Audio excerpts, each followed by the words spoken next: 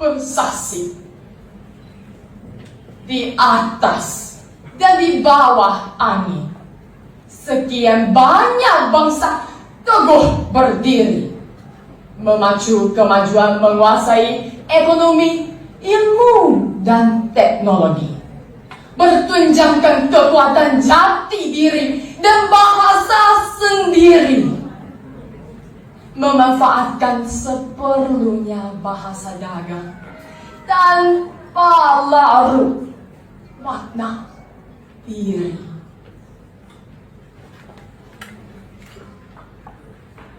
Mitos bahasa demi mitos bahasa.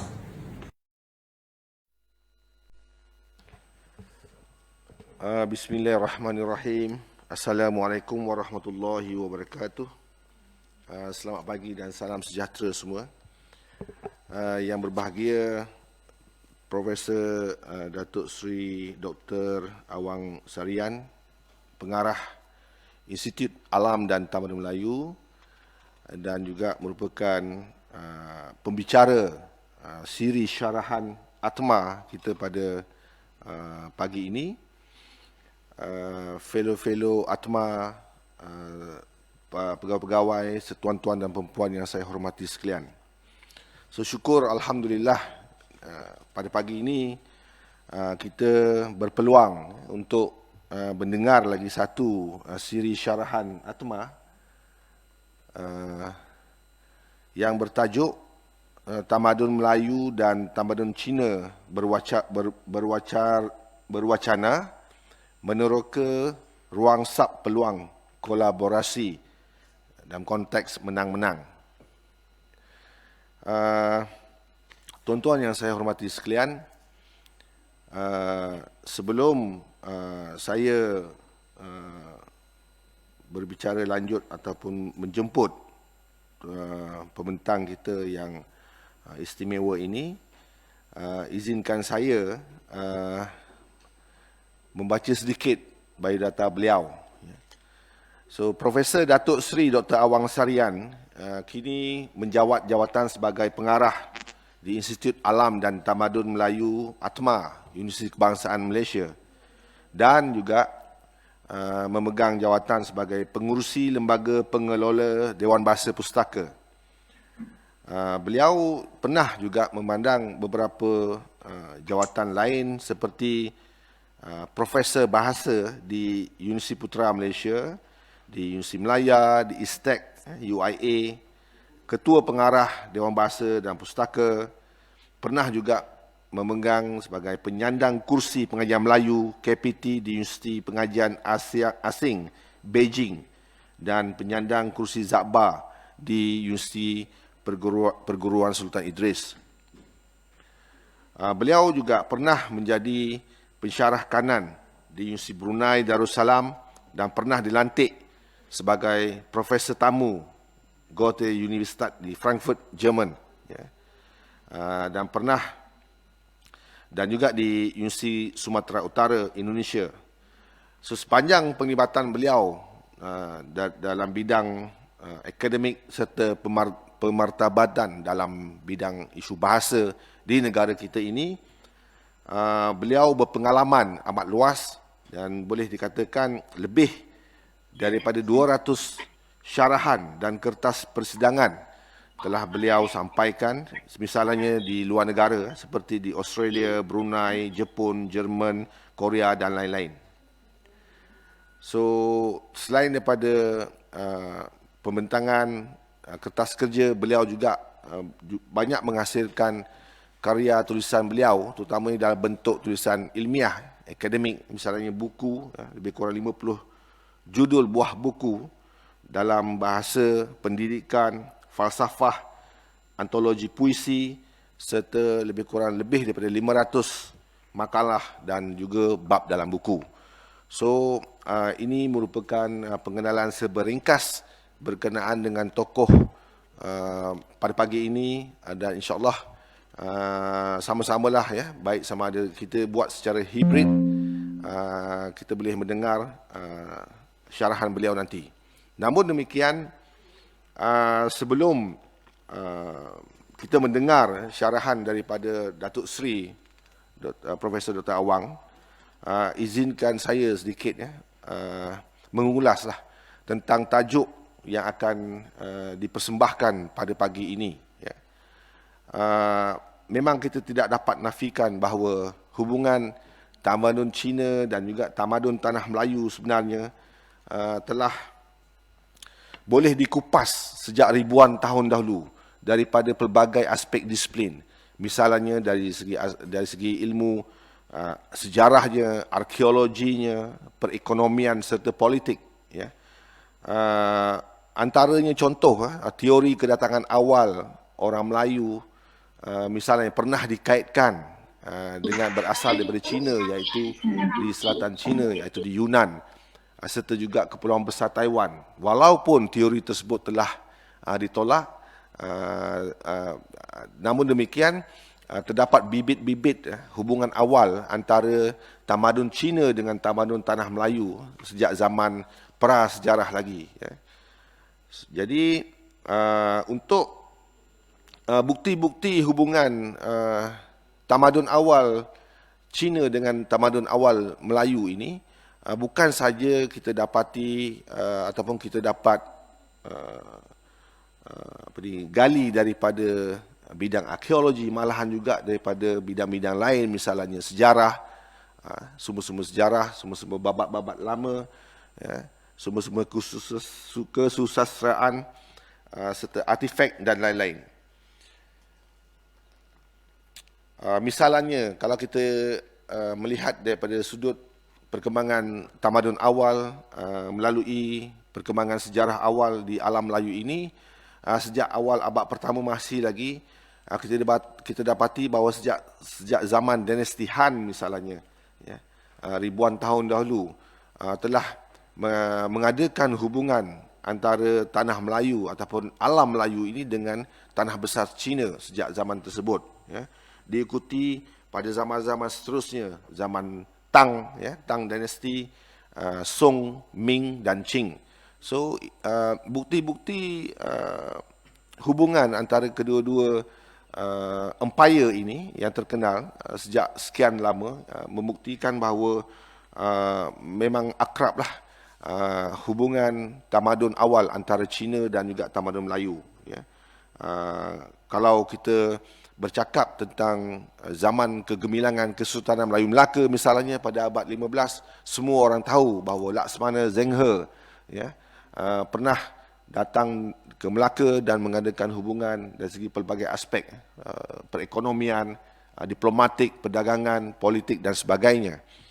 Jadi saya rasa itu serba sedikit ringkasan berkaitan dengan topik yang akan dibicarakan oleh Datuk Seri pada pagi ini, dan tanpa melengahkan masa lagi, saya rasa mungkin kita sama-sama akan dapat mendengarlah lebih terperinci dan detail berkaitan dengan isu serta topik yang akan dibincangkan pada pagi ini. Tanpa membuang masa, saya mempersilakan Yang Berbahagia Datuk Seri untuk memulakan bicara. Dipersilakan.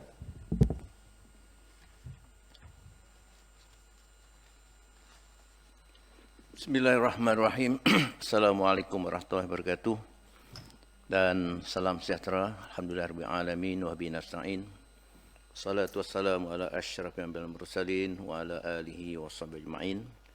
Yang saya hormati dan saya kasihi sahabat saya, bersama dia Dr. Asyari Muhammad, Timbalan Pengarah Atma, selaku pengerusi syarahan pada hari ini, rakan-rakan fellow di Institut Alam dan Tamadun Melayu Atma, para pegawai penyelidik, para pengikut di Facebook Atma dan Dewan Bahasa Pustaka, serta penonton sekitar, peserta yang juga berada dalam talian Zoom, insyaAllah. Terima kasih banyak Dr. Asyari atas pengenalan untuk syarahan pada hari ini. Permulaan tadi saya tayangkan secara ringkas walaupun tidak sepenuhnya satu deklamasi sajak oleh juara deklarasi sajak seluruh negara China itu pada tahun 2017. Untuk 11 buah IPT di China diadakan untuk kali pertama sayembara deklarasi sajak. Itulah satu contoh. Malang tadi tak dapat video penuh. Baik, saya memilih tajuk Tamadun Melayu dan Tamadun Cina berwacana dengan pengertian ada interaksi, ada hubungan yang telah sekian lama seperti yang disebut oleh Tuan Pengusi, hubungan ketamadunan antara alam Melayu dengan China sebagai sebuah kerajaan besar di Asia Timur. Dan seperti yang disebut tadi juga oleh Pengusi, bahawa hubungan ini merupakan hubungan yang telah berlangsung sekian lama. Namun dalam konteks perkembangan sekarang, terutama dalam pelaksanaan inisiatif Jalur dan Laluan atau BRI, Belt and Road Initiative, terdapat persoalan yang kadang-kadang ditimbulkan di sana-sini, termasuk di negara China sendiri dan di Malaysia, Indonesia, Thailand dan beberapa negara ASEAN yang telah 3-4 kali persidangan diadakan dan saya hadir sebagai salah seorang pemakalah. Ada isu yang berkaitan dengan soal hegemoni, bahawa kuasa ekonomi Republik Rakyat China dalam ataupun melalui inisiatif itu dibayangkan mungkin akan menjadi satu bentuk hegemoni. Oleh sebab itulah dalam pelbagai forum yang diadakan di negara China dan di Malaysia, saya dan rakan-rakan dari ASEAN khususnya selalu menegaskan bahawa hubungan itu hendaklah dikembalikan pada semangat, spirit pada abad-abad yang silam.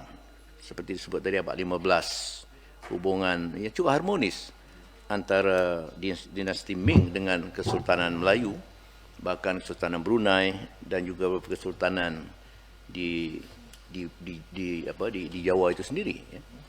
Jadi itulah sorotan yang hendak saya lakukan supaya kita melihat inisiatif Jalur dan Laluan ataupun BRI itu kita manfaatkan sebagai ruang dan peluang untuk mewujudkan situasi menang-menang. Ini kita tegaskan dengan terus terang di hadapan cendekiawan dan juga sebahagian pemimpin di negara China sendiri supaya mereka juga mempelajari sejarah agar hubungan harmonis pada zaman-zaman lampau itu dipertahankan, diteruskan dalam konteks hubungan moden. Baik, sekarang kita boleh bermula dengan slide yang saya sediakan, insyaAllah sebagai garis panduan. Saya menyampaikan secara santai saja, tidak terlalu ilmiah. Yang penting kita ingin melihat apakah ruang-ruang dan peluang yang dapat kita ambil daripada hubungan baik, hubungan rapat antara Malaysia dan juga negara-negara ASEAN dengan Republik Rakyat China. Baik, boleh terus slide pertama. Ya, tadi disebut bagaimana hubungan antara tamadun Melayu dengan tamadun China itu memang sudah berlangsung kira-kira 100 tahun sebelum Masihi dalam zaman dinasti Han. Dan rekod ini rekod yang dapat dipercayai kerana tradisi dalam istana di negara China dari awal lagi diwujudkan jawatan sejarawan, historian. Dan walaupun kita yakin barangkali tentulah ada catatan-catatan yang lebih merujuk kepada kekuatan, keagungan Maharaja mereka, tetapi tentulah tidak mungkin ada fakta-fakta yang boleh diciptakan, melainkan didasarkan pada realiti seperti hubungan dengan kawasan-kawasan di Asia Tenggara dan mereka melalui Selat Melaka seperti yang dicatat dalam catatan Han rekod geografi, untuk saya sebut dalam bahasa Cina yang tepat mungkin sukar, Hanshu Tile Che, begitulah kurang bunyi. Jadi dalam proses mereka melalui Selat Melaka tentu berlaku interaksi dan ada dicatat nama-nama tempat yang kemudian dikenal sebagai Terengganu, Pahang, ya Melaka sudah tentunya, Kelantan, Kedah, tetapi dengan sebutan yang berlainan, dan itu tidak bukan luar biasa kerana dalam zaman moden pun orang Cina datang ke Kuala Lumpur, mereka tidak menyebut Kuala Lumpur, melainkan Ci Lumpur. Mereka ke Kelantan, mereka tidak menyebut Kelantan, mereka Cilantan. Ya. Dan saya sendiri apabila mula bertugas di Beijing Foreign Studies University 2008, saya mencari nama saya dalam laman web pun tak saya temukan Tetapi rupa-rupanya nama saya juga dirubah. Jadi bukan Awang Sarian tapi Nawang Sandelian. Kemudian baru diubah balik kepada nama saya betul. Ya, itu perkara yang biasa saja. Jadi tidak hairanlah kita, nama-nama disebut dalam catatan Cina itu memang tidak sama persis seperti yang kita ketahui. Bahkan Brunei disebut Puni dalam rekod mereka. Baik, terus sudah berlaku barter system, barter trade waktu itu, perdagangan, pertukaran barang. Dan yang jelas dalam catatan seorang pendeta besar Buddha iaitu I Ching, sebutan ini berbagai-bagai, ada yang berkata Icing, tapi saya kata Icing itu di atas sikit. Ya. Jadi I Ching itu sebutan yang betul, yang bermukim selama 6 bulan di Foshe, iaitu ibu negara Sriwijaya. Ada yang mengatakan Palembang, ada yang mengatakan Jambi. Saya berat mengatakan Jambi kerana dalam kunjungan ilmiah ringkas, saya dapati di Jambi itulah terdapat tinggalan biara sewaktu I Ching datang, menunjukkan bagaimana agama Buddha itu diajarkan dalam bahasa Melayu pada abad ke-7. Biara-biara itu sudah tenggelam oleh sebab proses alamiah, tapi setelah dibuat rekonstruksi, memang terbukti memang masih ada tinggalan-tinggalan yang terbenam dalam lumpur sebagainya. Itu di tebing sungai Batanghari. Sedangkan Palembang terletak di sisi atau di tebing di tebing sungai Musi. Dan berdasarkan sejarah tamadun silam, tamadun besar itu berpusat di tebing sungai utama. Yes, Ganges, apalagi di Mesopotamia, sungai apa ya. Jadi ya, China juga di Yangtze. Jadi itu teori lah, tapi bagaimanapun dapat dibincangkan. Namun yang jelas catatan I Ching yang memerihalkan hubungan antara tamadun Cina dengan tamadun Melayu itu sudah ada. Sesiapa yang berkunjung ke kuil terbesar Buddha di kota Xi'an, kota klasik. Kota itu sangat penting dalam rekod sejarah Cina kerana menempatkan 26 dinasti. Saya lupa berapa puluh dinasti, tapi 26 dinasti itu berpusat di kota Xi'an. Di situlah juga pangkal jalan sutra darat yang menghubungkan China dengan Asia Tengah, dengan Turki, dengan Afghanistan, dengan Dunia Arab dan sebagainya. Jadi catatan I Ching itu meskipun tak dapat saya fahami kerana dalam tulisan Pallava, iaitu tulisan bahasa Melayu kuno yang dipengaruhi oleh tulisan Sanskrit, tetapi ada sarjana di negara China yang dapat membacanya dan menafsirkannya atau membuat transkripsi dan menghuraikan sejarah. Dan jelas bahawa pada abad itu, pada zaman dinasti Tang di negara China dan kerajaan Sriwijaya yang sangat terkenal sebagai kerajaan Melayu tua yang cukup luas daerah takluknya, sudah wujud hubungan awal yang boleh katakan hubungan diplomatik. Baik, terus ke slide seterusnya. Kemudian lanjutan dalam dinasti Song, Yuan itu tidak begitu terkenal kerana lebih banyak pada aspek perdagangan. Tapi seperti yang disebut oleh tuan pengurusi tadi, dalam zaman dinasti Ming lah pada abad 15 wujud satu bentuk hubungan diplomatik yang rasmi. Jadi alam Melayu telah mewujudkan hubungan diplomatik dengan kuasa asing seawal abad 15 lagi, bukan sesudah kemerdekaan, sudah lepas dari belenggu penjajahan seperti yang biasa diungkapkan dalam konsep, katakan konsep nasionalisme yang membentuk negara-negara baru dan kemudian wujud hubungan diplomasi. Tapi ini peristiwa ini sudah berlaku lama. Juga kita lihat juga nanti bagaimana mercu tanda bahasa Melayu juga muncul dalam konteks hubungan antara dinasti Ming dengan Kesultanan Melayu. Baik, terus.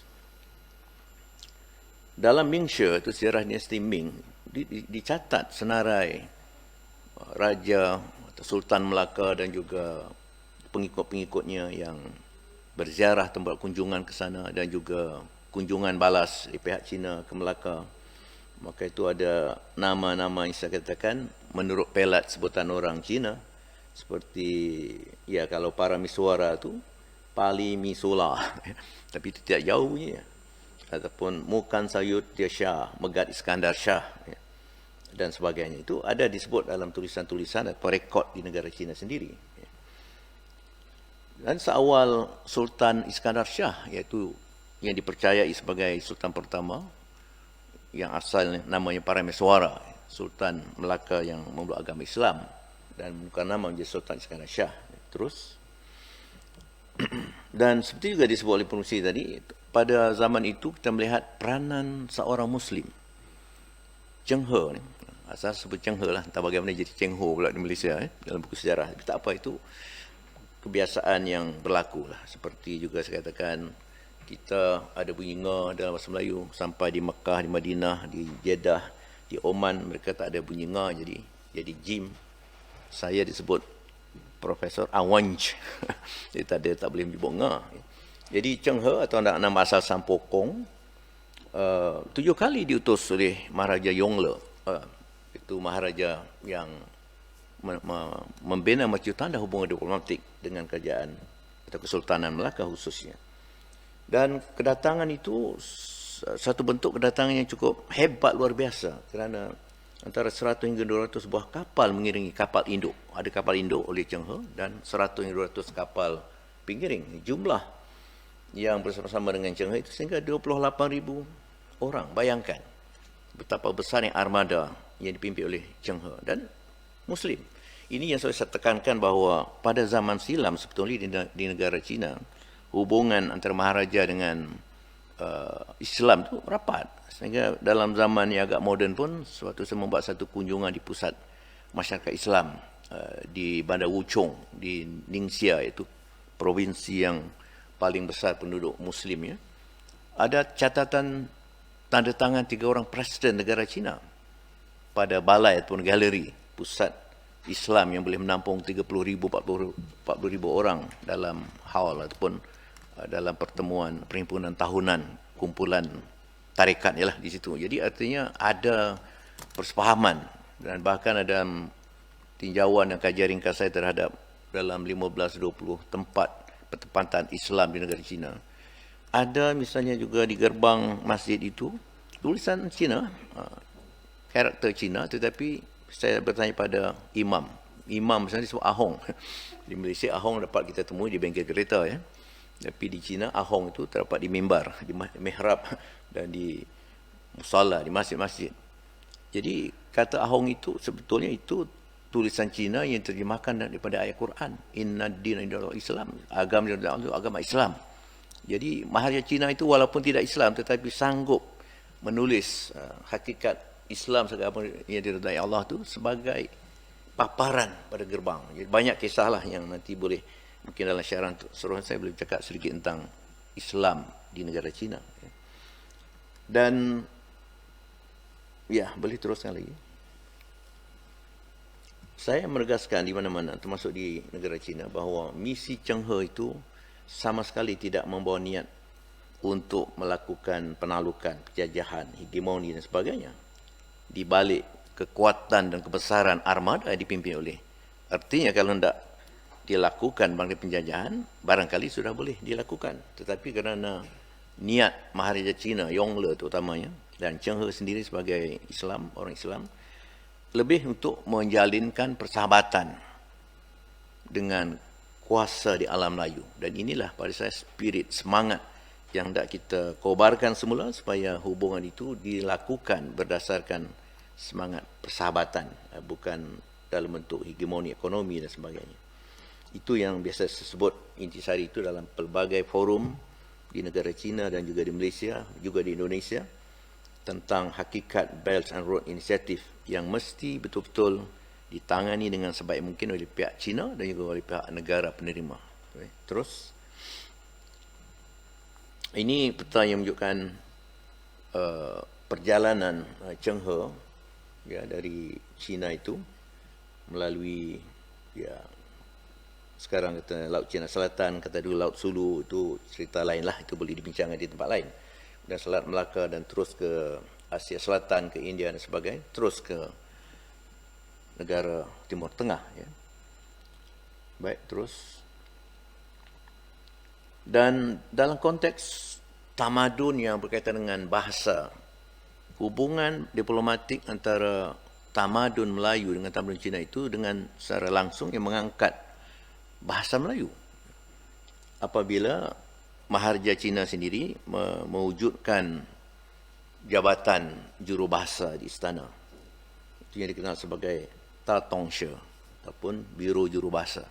Dan 2 orang dikhususkan untuk alam Melayu, seorang untuk Melaka dan seorang untuk Sumatera.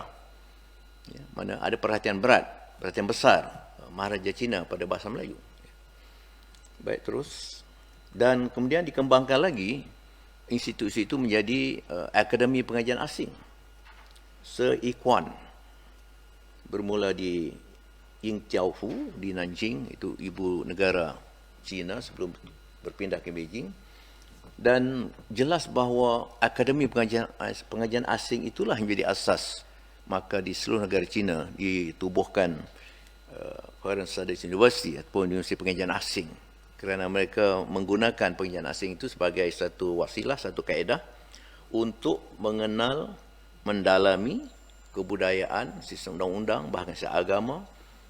Dalam konteks moden, Profesor Chow, sahabat saya yang berkuliah di BFSU, menggunakan media untuk menganalisis sikap pendirian orang Malaysia terhadap isu-isu kenegaraan, serantau dan antarabangsa melalui analisis berita utama di TV1 dan buletin utama TV3. Itu saya menghayati sendiri bagaimana kuliah itu disampaikan.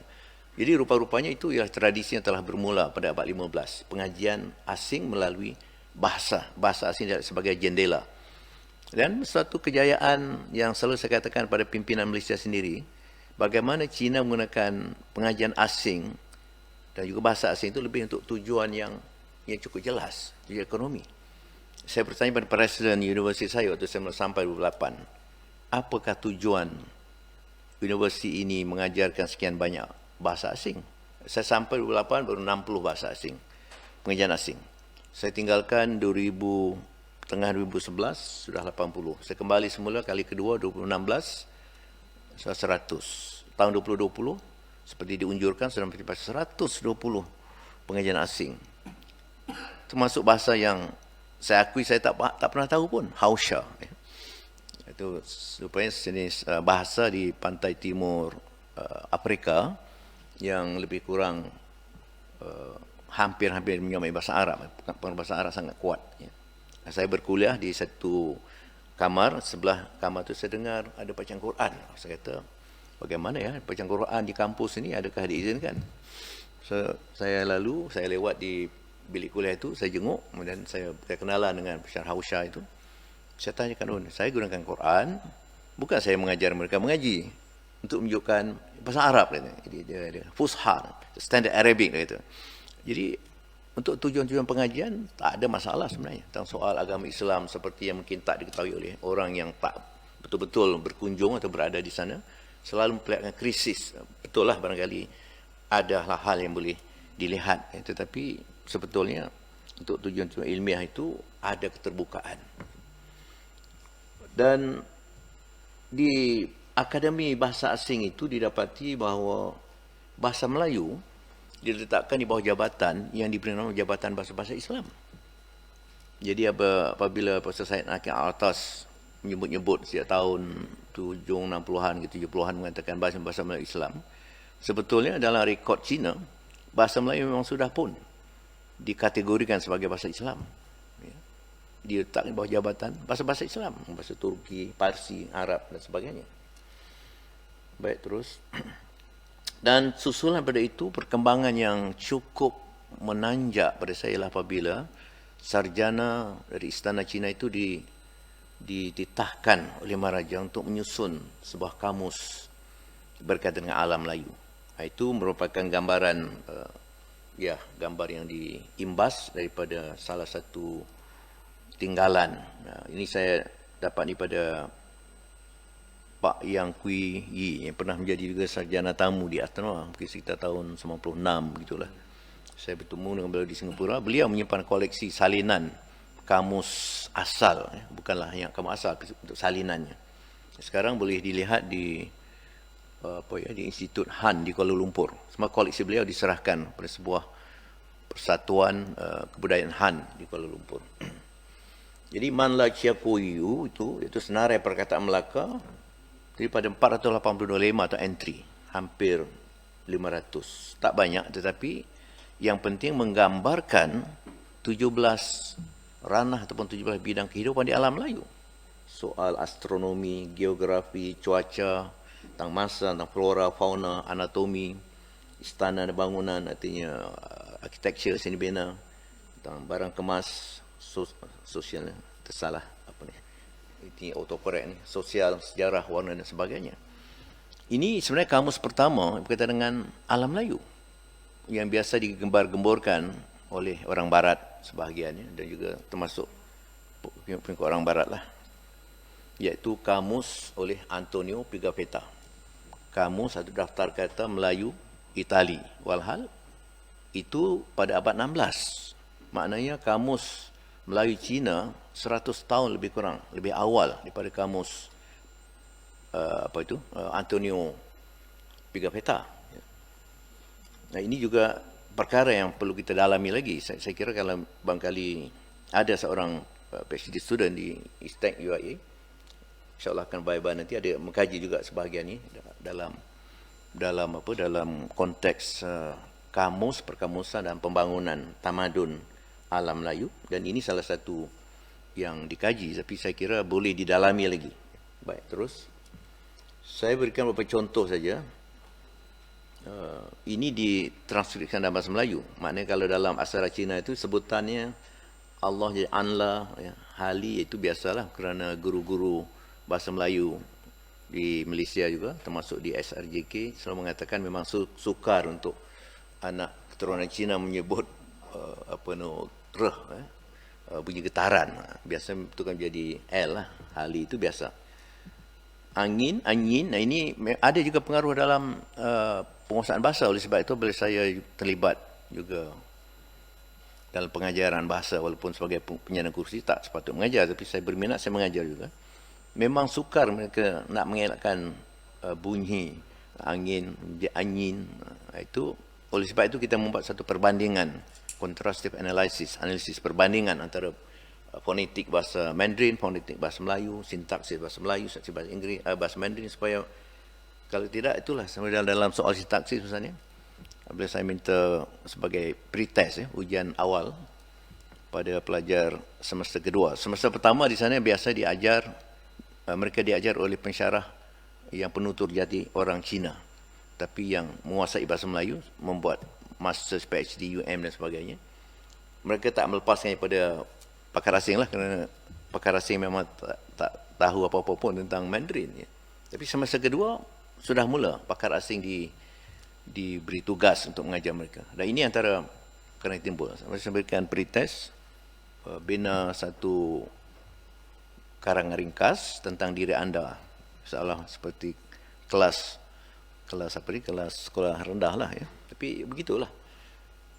Kerana buku teks saya tingkatan 3 Dewan Bahasa itu digunakan sebagai tahun pertama di kebanyakan universiti sana. Jadi memang kita tahulah. Tapi itu perkara biasa. Jadi ini juga berlaku di Thailand. Ayat tu antara yang timbul, misalnya dikatakan saya meninggal di Beijing. Saya katakan saya mau pulang ke Malaysia, saya takut pada kamu. Kenapa, Prof? Kamu sudah mati, sudah meninggal, tapi pandai membina ayat. Jadi mereka baru terkejut. Di Thailand juga rupa begitu. Saya buat juga pretest pada pelajar yang nak dihantar ke Malaysia untuk buat MA, masa itu UPSI lah. Begitu juga, saya meninggal di Yala. Jadi itu pengaruh sintaksis, barangkali ada pengaruh sintaksis ataupun satu anggapan salah. Seolah katanya bahasa Melayu ini bahasa yang penuh dengan imbuhan. Jadi semua mesti ada imbuhan. Padahal bahasa Melayu tak semua ada imbuhan.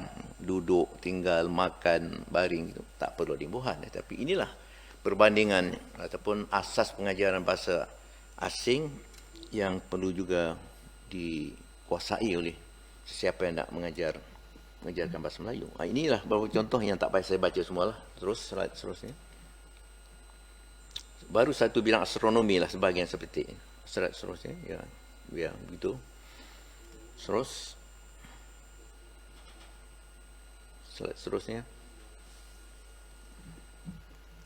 Seterusnya ini yang saya sebut Profesor Liang Liqi ini tadi tanya sebab Pak Yang tu dari Singapura, tu pekamus Melayu yang memang hebat lah. Pernah mendapat anugerah juga daripada Yayasan Warisan Negara oleh Tan Sri Raisi Yatim bersatu waktu dahulu. Seorang lagi yang ternama Profesor Liang Liqi, pernah juga menjadi sarjana atau peserta tamu saya kira di Atma. Jadi buku ini terbit 96, dicetak ulang tahun 2009. Dan buku ini bagi saya kita induk bagi hubungan dinasti Ming dengan Kerajaan Melaka. Yang sangat rinci kerana Profesor Liang Liqi mempunyai kemahiran membaca teks-teks lama di istana. Tak banyak, ada 2-3 orang. Liang Liqi masih sihat tapi umur sudah hampir 100 tahun. Pesu, sahabat saya itu 80 lebih tapi sudah Parkinson. Ada 2-3 orang profesor yang mahir membaca teks-teks lama tapi tak dapat kita membina waris. Ini masalah juga dalam dunia akademik. Ya. Baik, saya tak tahu, barangkali penerbit UKM nanti boleh mempromosikan juga buku ini lagi supaya dapat dibaca oleh warga negara Cina dan warga negara Malaysia. Baik, terus. Inilah wajah Profesor Liang Liqi. Sewaktu kami mengadakan Persidangan Antarabangsa Pemilihan Melayu tahun 2010 di Beijing, beliau salah seorang pembentang kertas utama. Terus, jadi, saya terus ke zaman moden sedikit. Terputus hubungan diplomatik antara dinasti Cina dengan alam Melayu itu oleh sebab dinasti Qing, itu dinasti terakhir, mengalami masalah dalaman, masalah revolusi. Kita tahu 1911 kemudian berlaku bagaimana pupusnya sistem monarki, sistem beraja di negara Cina. Ya. Dan demikian juga waktu itu hubungan dengan dunia luar memang terputus. Soal revolusi dalaman, juga soal ketidaktentuan, soal ekonomi waktu itu. Tetapi hubungan dalam zaman moden terjadi dalam bentuk migrasi atau perpindahan, hijrah yang berdasarkan keperluan ekonomi, terutama dengan peranan Inggris membawa buruh untuk perusahaan biji timah, juga untuk perniagaan dan juga sebahagian pertanian. Sebahagian juga orang India dibawa untuk melaksanakan atau mengerjakan ladang-ladang getah di tanah Melayu. Jadi lain, pola perubahan itu sudah lain. Dan ini ada kesan yang nanti insyaAllah kita bincangkan. Baik, terus. Ini mungkin tak perlu saya panjang lebarkan lah. Tetapi umumnya yang dibawa ke tanah Melayu dari selatan Cina, dari Fujian, Guangdong, Puchou, tak ada, boleh katakan tak ada warga negara Cina atau orang Cina yang dibawa dari kawasan utara. Dua, paksi yang berlainan budayanya. Orang utara ada budaya tersendiri, cara hidup tersendiri. Orang selatan ada cara hidup tersendiri. Ini saya tinggalkan persoalan ini dalam konteks ada isu yang boleh dibincangkan tentang kalau orang di bahagian utara Cina yang dibawa datang ke tanah Melayu, barangkali pola hubungan juga implikasi sekarang barangkali berlainan. Wallahualam. Itu kita tinggalkan dulu untuk analisis kajian lain. Baik, teruskan saja.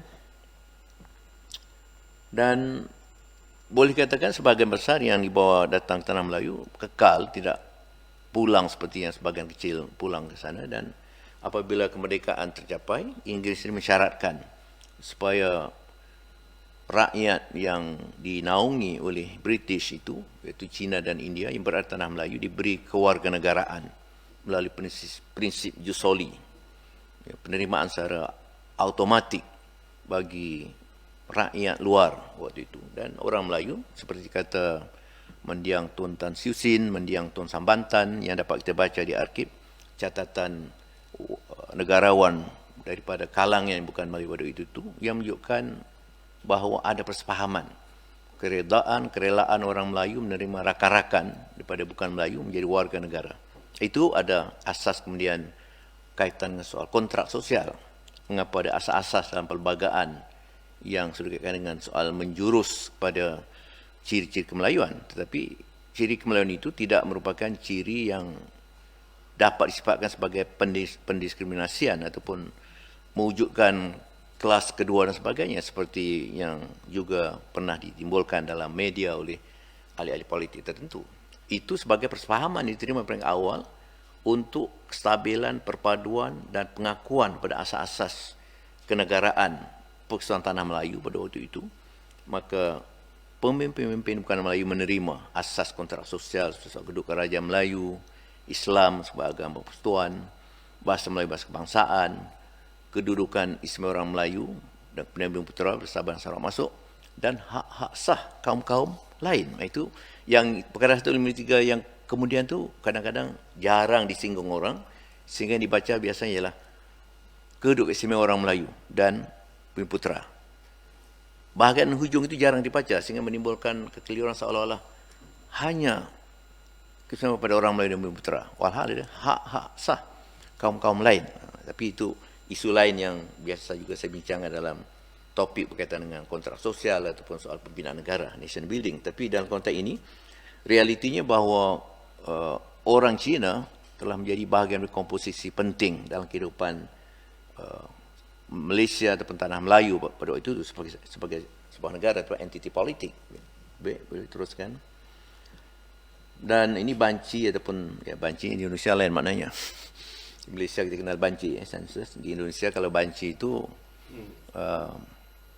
ya, kalau di Malaysia disebut sotong contoh barangkali lah, atau lebih pada sotong sebenarnya. Ya, kita dapati 22% daripada penduduk Malaysia itu merupakan orang keturunan Cina. Ya. Jadi jumlah yang agak besar dan kumul etnik yang kedua terbesar. Dan mereka mempunyai pengaruh dan juga ada kesan dalam konteks seni budaya, bahasa, busana, pakaian, makanan, perayaan dan kepercayaan. Tentang bahasa Pidgin dan Kriol kita tahu. Bahasa golongan Baba Nyonya atau kaum Baba. Itulah satu bentuk yang dalam bidang linguistik itu satu bentuk bahasa baru. A campur B melahirkan C. Bahasa Melayu campur bahasa Cina melahirkan satu bentuk bahasa baru, Kriol. Yang Pidgin itu ialah bahasa-basahan kecinaan sebagai contoh yang digunakan di pasar. Ya. Kalau dalam kalangan orang kampung di Johor, saya tak tahu tempat lain lah, jadi bahan jenaka, lu gua, mak lu bini gua, lebih kurang. Mana itulah bahasa Pidgin yang biasa digunakan di pasar-pasar dan sebagainya. Jadi ada satu situasi sosiolinguistik yang dapat dikaji dengan wujudnya orang Cina. Dan dengan situasi sekarang, satu kajian tentang realiti orang Cina yang dapat berbahasa Melayu dengan fasih, dengan baik, sebahagiannya mungkin ada yang lebih baik daripada sebagian orang Melayu. Ini juga satu fenomena yang menarik dikaji dalam konteks sosiolinguistik. Soal seni budaya turut memperkaya kebudayaan kebangsaan kita, kerana dalam teras kedua unsur-unsur lain yang wajar sesuai diterima dalam kebudayaan kebangsaan. Jadi termasuklah seni budaya atau kebudayaan Cina dan sebagainya. Tidak payah saya lanjutkan. Kita tahu dalam kehidupan sehari-hari dalam semua bidang, sewaktu saya di kampung, apabila jiran-jiran saya berbaris malam-malam menyambut perayaan apa ya, bawa tanglung, perayaan apa saya lupa. Mungkin Cok Gomi ataupun ada perayaan lain juga. Kami ikut serta. Kami ikut serta. Tak ada soal, ini soal budaya. Seperti juga salah faham yang timbul. Saya sendiri waktu sampai di China, masuk kedai makan Islam Muslim, nampak ada colok. Saya nak keluar balik. Tapi rakan-rakan saya katakan itu adalah unsur budaya sana. Rupanya betul. Saya masuk ke masjid-masjid di China, di mihrab itu banyak colok. Jadi itu unsur budaya. Hanya barangkali di Malaysia kepercayaan kaum Cina yang bukan Islam menggunakan colok untuk tujuan menyembah matahari dan sebagainya. Tapi di negara Cina colok itu tak ada kaitan dengan soal agama. Ya, tujuannya untuk menimbulkan bau. Dia seperti juga gaharu digunakan. Kalau orang Melayu lama kemenyan, barangkali begitu. Jadi hubungan atau pemahaman ini penting. Kita dapat menipiskan prasangka ras, prasangka perkauman apabila kita memahami selok-belok. Yang nanti saya cadangkanlah apa kajian yang patut, peluang kajian yang patut kita buat. Baik, terus. Ya, ini hubungan diplomatik yang sama-sama kita ketahui. Memang itu ada setiap kali 31 Mei kita mengadakan sambutan, termasuklah tahun ini insya-Allah Kedutaan Malaysia juga dengan ATMA dan DBP akan mengadakan satu persidangan khas sedang dirangka oleh kedutaan. Ada mesyuarat awal untuk menyambut hubungan diplomatik tahun ini, tahun yang ke-48 tak silap saya. Dan juga kemudian berkembang dalam pelbagai bidang lain, ekonomi, pendidikan, kebudayaan, pelancongan. Baik, terus. Dan di segi ekonomi, ini catatan sejak tahun 29 sehingga kini, kalau ikut rekod, negara China menjadi rakan dagang terbesar bagi Malaysia. Bukan Malaysia, Malaysia. 15,8% barang asing Malaysia disumbangkan oleh China. Jadi ini juga hubungan penting dalam konteks hubungan ekonomi antara dua buah negara. Pasaran China cukup besar. Kalau kita dapat tembus, sebenarnya ekonomi Malaysia banyak mendapat sumbangan. Tetapi barangkali di pihak kita kurang cergas, kurang aktif. Contohnya, saya ke kawasan-kawasan tempatan Islam, mereka menghendaki barangan keluaran Muslim Malaysia. Mereka ada permintaan. Hatta di Urumqi, itu ibu negeri Xinjiang, orang Uyghur, ada kopi-kopi lah, adalah beberapa produk di Melaka, tapi tak cukup setakat kopi. Kacik Fatimah belum saya temukan lah, mungkin dah ada. Maknanya banyak produk sebenarnya yang boleh dipasarkan untuk memenuhi permintaan orang Islam. Orang Islam di China ni ialah angka rasmi Persatuan Muslim China 32 juta, tetapi itu angka yang saya kira angka rasmi. Angka yang tidak rasmi puluhan juta lebih, 30 juta, bahkan ada yang mengatakan 60 juta. Letaklah 30 juta, artinya menyamai jumlah penduduk Malaysia, orang Islam. Jadi pasaran cukup besar. Ini saya kira ada peluang yang perlu juga kita kembangkan dalam kalangan usahawan dan niagawan. Bagaimana dapat seperti tak jadi igawan, niagawan jangan menjadi igawan saja tentang itu. Peluang ni barangkali jarang kita ambil. Bahkan di segi pendidikan pun ada sebuah negeri waktu itu, sebuah negeri nak menghantar pegawai bagi pengajian lanjutan peringkat masters MBA. Jadi saya cadangkan datang ke negara China, saya boleh membuat syur pada universiti mana yang sesuai untuk mengkaji budaya niaga China. Suatu rahsia besar, walaupun bukanlah rahsia besar, tapi teknik perniagaan yang perlu dihayati, dipelajari, yang dapat kita manfaatkan. Sesuai dengan usaha ta'arafu kan, mengenal, berkenal-kenalan, bukan sekat kenal warna kulit, kenal hidung mancung, hidung pesek dan sebagainya. Tetapi mengenal kekuatan tamadun lain untuk diterapkan bagi tamadun sendiri. Jadi ta'arafu ini yang saya kira di pihak kita lawan Islam sendiri pun masih kurang menggunakan peluang yang ada. Baik, terus. Tak apa, boleh terus sajalah. Ini hanya cerita-cerita perkembangan. Ini menarik bagi saya dalam konteks perkembangan bahasa di negara China. Sewaktu saya mula bertugas di Beijing, atau negara China lah, pusatnya di Beijing, baru sekitar 4-5, saya boleh menyebutlah, BFSU, Beijing Foreign Studies University, China Communication University, CUC, kemudian Guangdong Foreign Studies University di Guangzhou, 3. Dalam 3-4 buah saja. Tapi dengan cepat perkembangan itu berlaku, kini sudah ada 16. Ini tak campur lagi beberapa universiti yang sudah pun berhubung, menyatakan hasrat menubuhkan ini tetapi menangguhkannya kerana pandemik dan sebagainya. Seperti di Hainan yang agak baru itu, seperti Tropical Ocean University, sudah menulis surat pada saya pun mencarikan pensyarah, tapi akhirnya menangguhkannya kerana pandemik dan sebagainya. Jadi kita lihat kebanyakan 16 IPT di China ini menawarkan program ijazah bahasa Melayu 4 tahun, bukan kursus bahasa Melayu. Ada kursus bahasa Melayu, misalnya di Hebei itu Manggali adalah sebuah 2 universiti, kursus elektif, kursus pengenalan. Tapi kebanyakannya itulah program ijazah bahasa Melayu. Ini saya kira peluang IPTA Malaysia alam Melayu untuk kita mendapat pelajar sasaran kita untuk masters, untuk PhD yang memang penghususannya dalam bahasa Melayu, termasuk pengajian Melayu. Bahasa Melayu yang dikatakan pengajian bahasa Melayu di sana itu pada sebab pengajian Melayu. Saya sendiri berkuliah tentang budaya Melayu. Kita berkuliah juga tentang soal sastra, bahkan karya agung pun dikuliahkan. Ya. Suatu Salatin Kang Tuadi itu dikuliahkan untuk mereka menghayati karya agung dari alam Melayu. Itulah antara beberapa buah universiti. Di Hainan ada sebuah college di Bandar Wencang. Saya sudah 2-3 kali diundang ke sana untuk ceramah dan sebagainya. Di situ ada diploma bahasa Melayu 3 tahun. Pelajar yang lepasan di situ untuk tujuan bermukim di Malaysia, syaratnya mesti bermukim lah dalam 1 semester paling tidak ataupun 1 tahun, ada dihantar ke USM, kebanyakan dihantar ke UKM. Ini peluang yang sekira sedang kita usahakan UKM supaya dulu ada, saya tahu ada yang datang ke UKM tapi mungkin lambat laun agak sudah berkurangan. Kalau dapat kita kembalikan semula, gerakkan supaya dapat mereka itu didatangkan ke UKM. Tetapi perlu modal sedikit. USM agresif. USM menghantar dekan, bahkan timbalan naib chancellor, 2-3 orang kuat USM, berkelana seluruh negara China.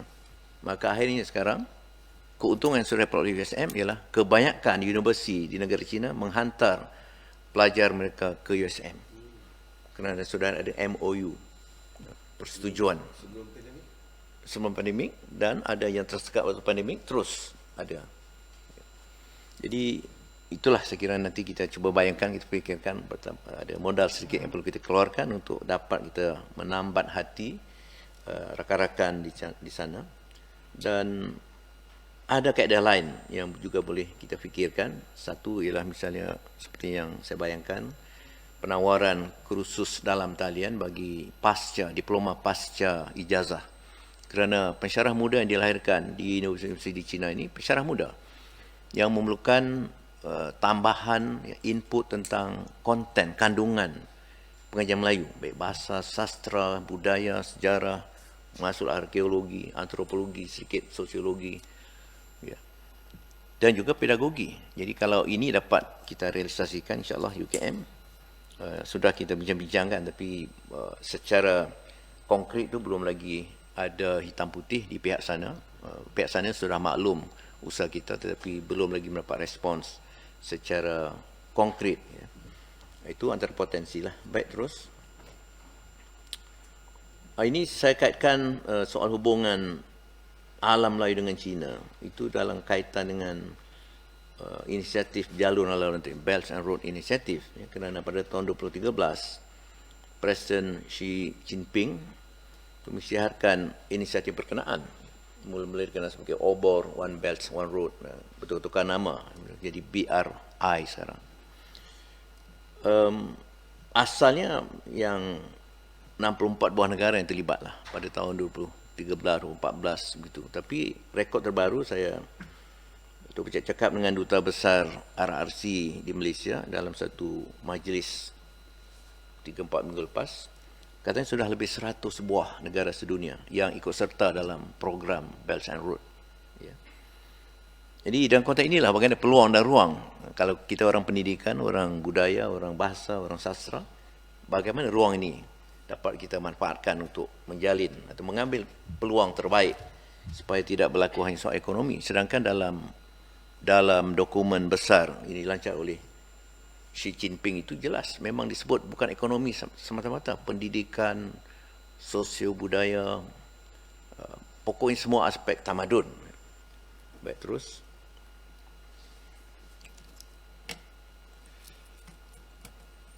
Ya, ini sudah saya sebut tadi. Baik, boleh terus.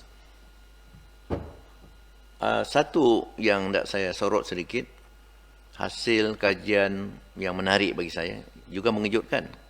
Bila saya diundang menjadi sarjana tamu dalam rangka saya bertugas di China itu, Beijing Foreign, Guangdong Foreign Studies University di kota Guangzhou mengundang saya sebagai sarjana tamu. Saya memberikan kuliah kepada pensyarah jabatan bahasa Melayu dan bahasa Indonesia waktu itu. Bertemu dengan seorang profesor senior di universiti itu, Profesor Shou Yunian, yang menceritakan bagaimana beliau mengkaji perbandingan antara pantun di alam Melayu dengan lagu rakyat di China. Beliau menunjukkan bukti, tapi saya tidak dapat membaca tulisan Cina. Buku-buku beliau, artikel beliau dalam tulisan Cina. Kemudian diterjemahkan dalam bahasa Melayu. Tapi beliau fasih, sangat fasih bahasa Melayu. Agak lama juga tugas dengan kedutaan Cina di Jakarta. Itu menarik bagi saya. Tetapi saya tidak dapat setuju dengan beliau. Apabila dalam buku beliau itu, beliau mengatakan, inilah yang dikatakan kesan katanya Yunan itu sebagai tempat asal orang Melayu. Saya mengatakan tidak demikian, Prof. Ini kebalikannya. Dari alam Melayu pergi ke Yunan. Buktinya busana sebagai contoh, kalau kita ke muzium hidup ya, perkampungan di Museum Lee, muzium apa lagi di Kunming, itu memang banyak persamaan. Busana, persamaan dengan busana Minangkabau, dari segi bentuk rumah seperti tanduk kerbau, itu sangat luas. Banyaklah. Makanan bahkan sangat mengejutkan. Saya menonton news channel. Sana cuma ada satu saja saluran bahasa asing, news channel bahasa Inggeris. Yang lain semua dalam bahasa Cina. Tapi adalah sarikata dalam bahasa Inggeris sebahagiannya. Apabila penyiar itu menyebut lemang, saya terkejut. Dokumentari itu menceritakan antara makanan tradisi di selatan Cina. Satu yang disebut lemang, ditunjukkanlah gambar secara videonya bagaimana lemang dibuat. Persis seperti lemang kita lah. Ya, pulut masuk ke dalam buluh dengan santan, ada daun pisang di dalam, dibakar. Lemang, jadi itu agak mengherankan saya. Lemang dari segi fonetik jelas bukan bahasa Cina. Jadi itu juga menguatkan satu daripada contoh lain bahawa itu saya yakin juga pengaruh dari alam Melayu. Motif batik, seorang master student di sana juga membuat kajian sarjana perbandingan motif batik alam Melayu dengan batik di sebahagian tempat, khusus di bahagian selatan Cina pun ada persamaan. Kalau bentuk puah itu apa? Yang di Borneo itu puah ya. Itu memang sangat lazim kalau di selatan Cina. Wayang kulit juga pernah dibuat kajian perbandingan, banyak persamaan. Kita tidak terus nak mengatakan itu pengaruh wayang kulit alam Melayu.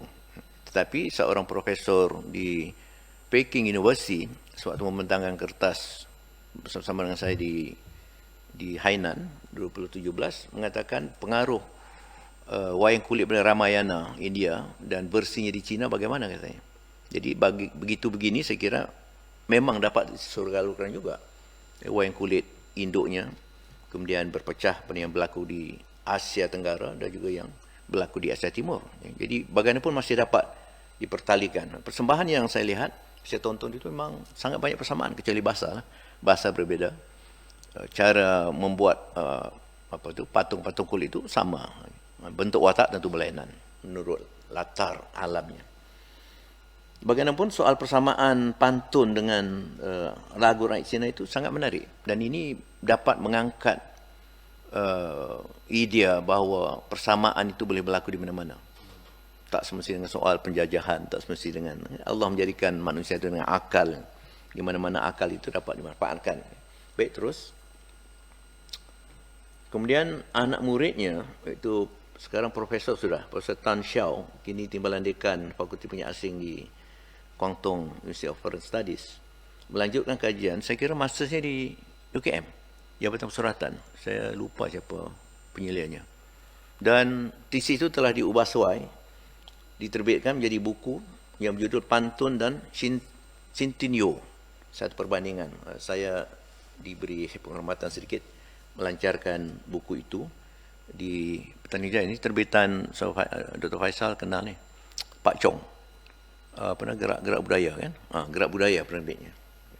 Terus ini yang diterjemahkan oleh Profesor Ting Chuming dan bersama Go Sang Siong dulu. Hasil kajian Profesor Xu Yonian cukup mendalam. Banyak contoh, tapi saya tak dapat membaca karakter Cina tu. Yang diterjemahkan itu dapat kita bacalah. Tapi buku Profesor Tan Xiao ni lebih mudah dipahami kerana kajian yang ditulis oleh orang yang memang terus menulis dalam bahasa Melayu. Ini dapat dibeli di Gerak Budaya. Boleh melalui Lazada, menggali. Ada, pasti ada. Baik, terus. Inilah wajah Profesor Xu Yunian. Sekarang umurnya sekira sudah mungkin 100 tahun. Waktu saya berjumpa sudah tahun 2009, saya jumpa umur sudah 86 Sekarang 2022 ya. Pasti sudah 100 tahun lebih lah. Tapi kabar ini masih sehat. Ini pelancaran buku Profesor Tan Xiao di Gerak Budaya di PJ, Section 11. Baik, terus. Ini mungkin sudah lebih hiburan je lah. Hujung-hujung ni banyak gambar untuk hiburan ya, supaya tak penat mendengar celoteh atau ceramah. Ya. Baik, terus. Ya, ini juga sebagai sambungan kajian Profesor Tan Xiao. Beliau mengambil, kalau Profesor Xu Yunian mengambil Xin Tiao Yu, Profesor Tan Xiao mengambil Xin Tian Yo, kalau Profesor Xu Yunian mengambil lagu-lagu rakyat yang lebih umum. Dan itu bagi saya menarik apabila dibandingkan persamaan dua baris pertama sebagai sampiran ataupun pembayang, dua baris kedua sebagai maksud. Ini persis sekali. Rima pun kalau ikut kajian mereka berdua ni banyak AB. Adalah rima yang tak sama untuk AB, tapi umumnya memenuhi ciri pantun di alam Melayu. Ini boleh kita kaji lebih mendalam lagi. Baik, terus. Tapi yang lebih penting juga, pantun itu seperti kajian Tan Xiao, membayangkan world view atau pandangan sarwa yang mewakili masyarakat tani. Ya? Dan ini juga sesuai di alam Melayu. Pantun lahir daripada unsur-unsur alam. Baik, terus. Yang ini saya, ya ini sudah sampai ke akhir, sampai di akhir wacana saya, iaitu cadangan kecil lah. Sebenarnya cadangan yang lebih rinci telah pun saya hantar kepada KPT. Pertama kali saya menyandang kursi itu, tiap-tiap tahun kami ada mesyuarat pelaporan kepada KPT, Ketua Setiausaha Kementerian, kemudian namanya pemegang lembaga pemegang amanah kursi pengajian Melayu di RRC. Tapi saya dapati 2-3 tahun kemudian, termasuk kali kedua saya menjadi penyandang, lembaga itu sudah dibataskan hanya pada KPT. Tak dipanggil lagi Presiden Universiti, Profesor Wu Chong Yu, saya pun tak diundang untuk melaporkan. Jadi kita tak tahu apa terjadi pada laporan saya, dan juga cadangan untuk KPT mengatur kerjasama IPT di Malaysia dengan IPT di China. Jadi oleh sebab KPT setakat ini belum lagi memberikan respons, walaupun sudah 2008, sekarang 2022 atau 2008, sudah 12 tahun lah, 14 tahun. Jadi bagaimanapun saya kira IPT boleh mengambil inisiatif sendiri, mungkin boleh mendapat grant daripada KPT sebagainya.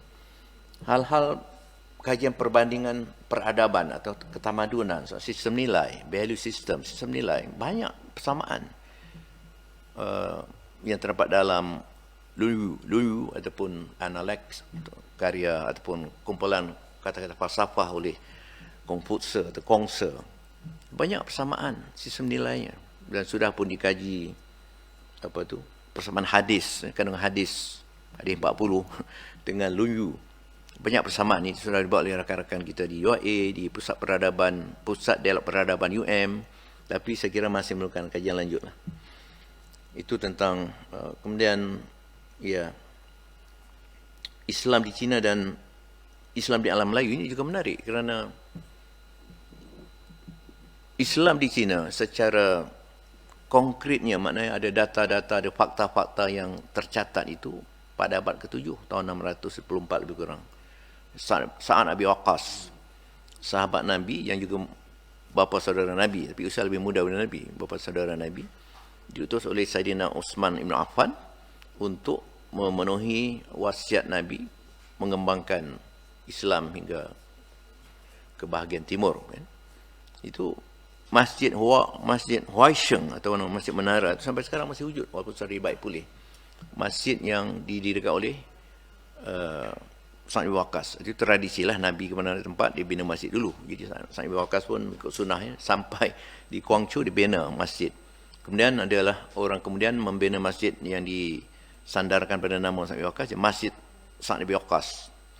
Itu banyaklah melancong Malaysia berkunjung. Bahkan ada dipercayai ada makam yang itu kalau menurut sejarah tak tepatlah, kerana jelas bahawa makam Sa'ad bin Waqqas itu dapat dibakar di Madinah. Tapi tak apalah, itu bagi saya bukan isu besar. Isu besar ni adalah bahawa Islam berkembang secara jelas lebih awal di negara China. Apa poin yang nak saya timbulkan? Poinnya ialah ini suatu fakta yang boleh dijadikan asas untuk Malaysia sendiri yang sekitar etnik terbesar kedua itu orang Cina. Cadangan ini sudah saya sampaikan kepada im-im, macam-macam im-im lah, perkim, jakim, macam-macam im lah. Dan semua menyambut secara lisan, tetapi secara gerak kerja tidak menyambut, walaupun sudah saya atur pertemuan dengan persatuan apa ni, Muslim Cina. Saya adalah hubungan di sana, kadang-kadang bermusyawarat, bertemu, berbincang sebagainya. Saya katakan, cantik kalau kita boleh mendatangkan sejarawan, maksud ulama-ulama Cina yang tersohor atau terpilih lah. Tak boleh sembarangan, terpilih. Kita mendatangkan mereka ke ke Malaysia supaya memberikan ceramah pada rakan-rakan kita orang Cina. Tak payah cakap tentang dakwah dulu lah. Sejarah saja, termasuk sejarah Islam dari Cina. Tujuannya, supaya rakan-rakan Cina di Malaysia sebahagian yang kurang faham, yang mengatakan Islam itu agama orang Melayu, dapat dibetulkan persepsi salah itu. Lambat laun pada khidmat saya. Ini unjuran saya lah. Kalau ini betul-betul dibuat secara terancang seluruh negara, dalam tempoh 10 tahun, itu unjuran saya lah. Akan berlaku sesuatu yang luar biasa dalam konteks hubungan ras, hubungan masyarakat di Malaysia. Ini strategi dakwah juga, tetapi pendakwah-pendakwah kita ni tidak begitu progresif dalam konteks memanfaatkan. Ini peluang, ruang yang patut dimanfaatkan.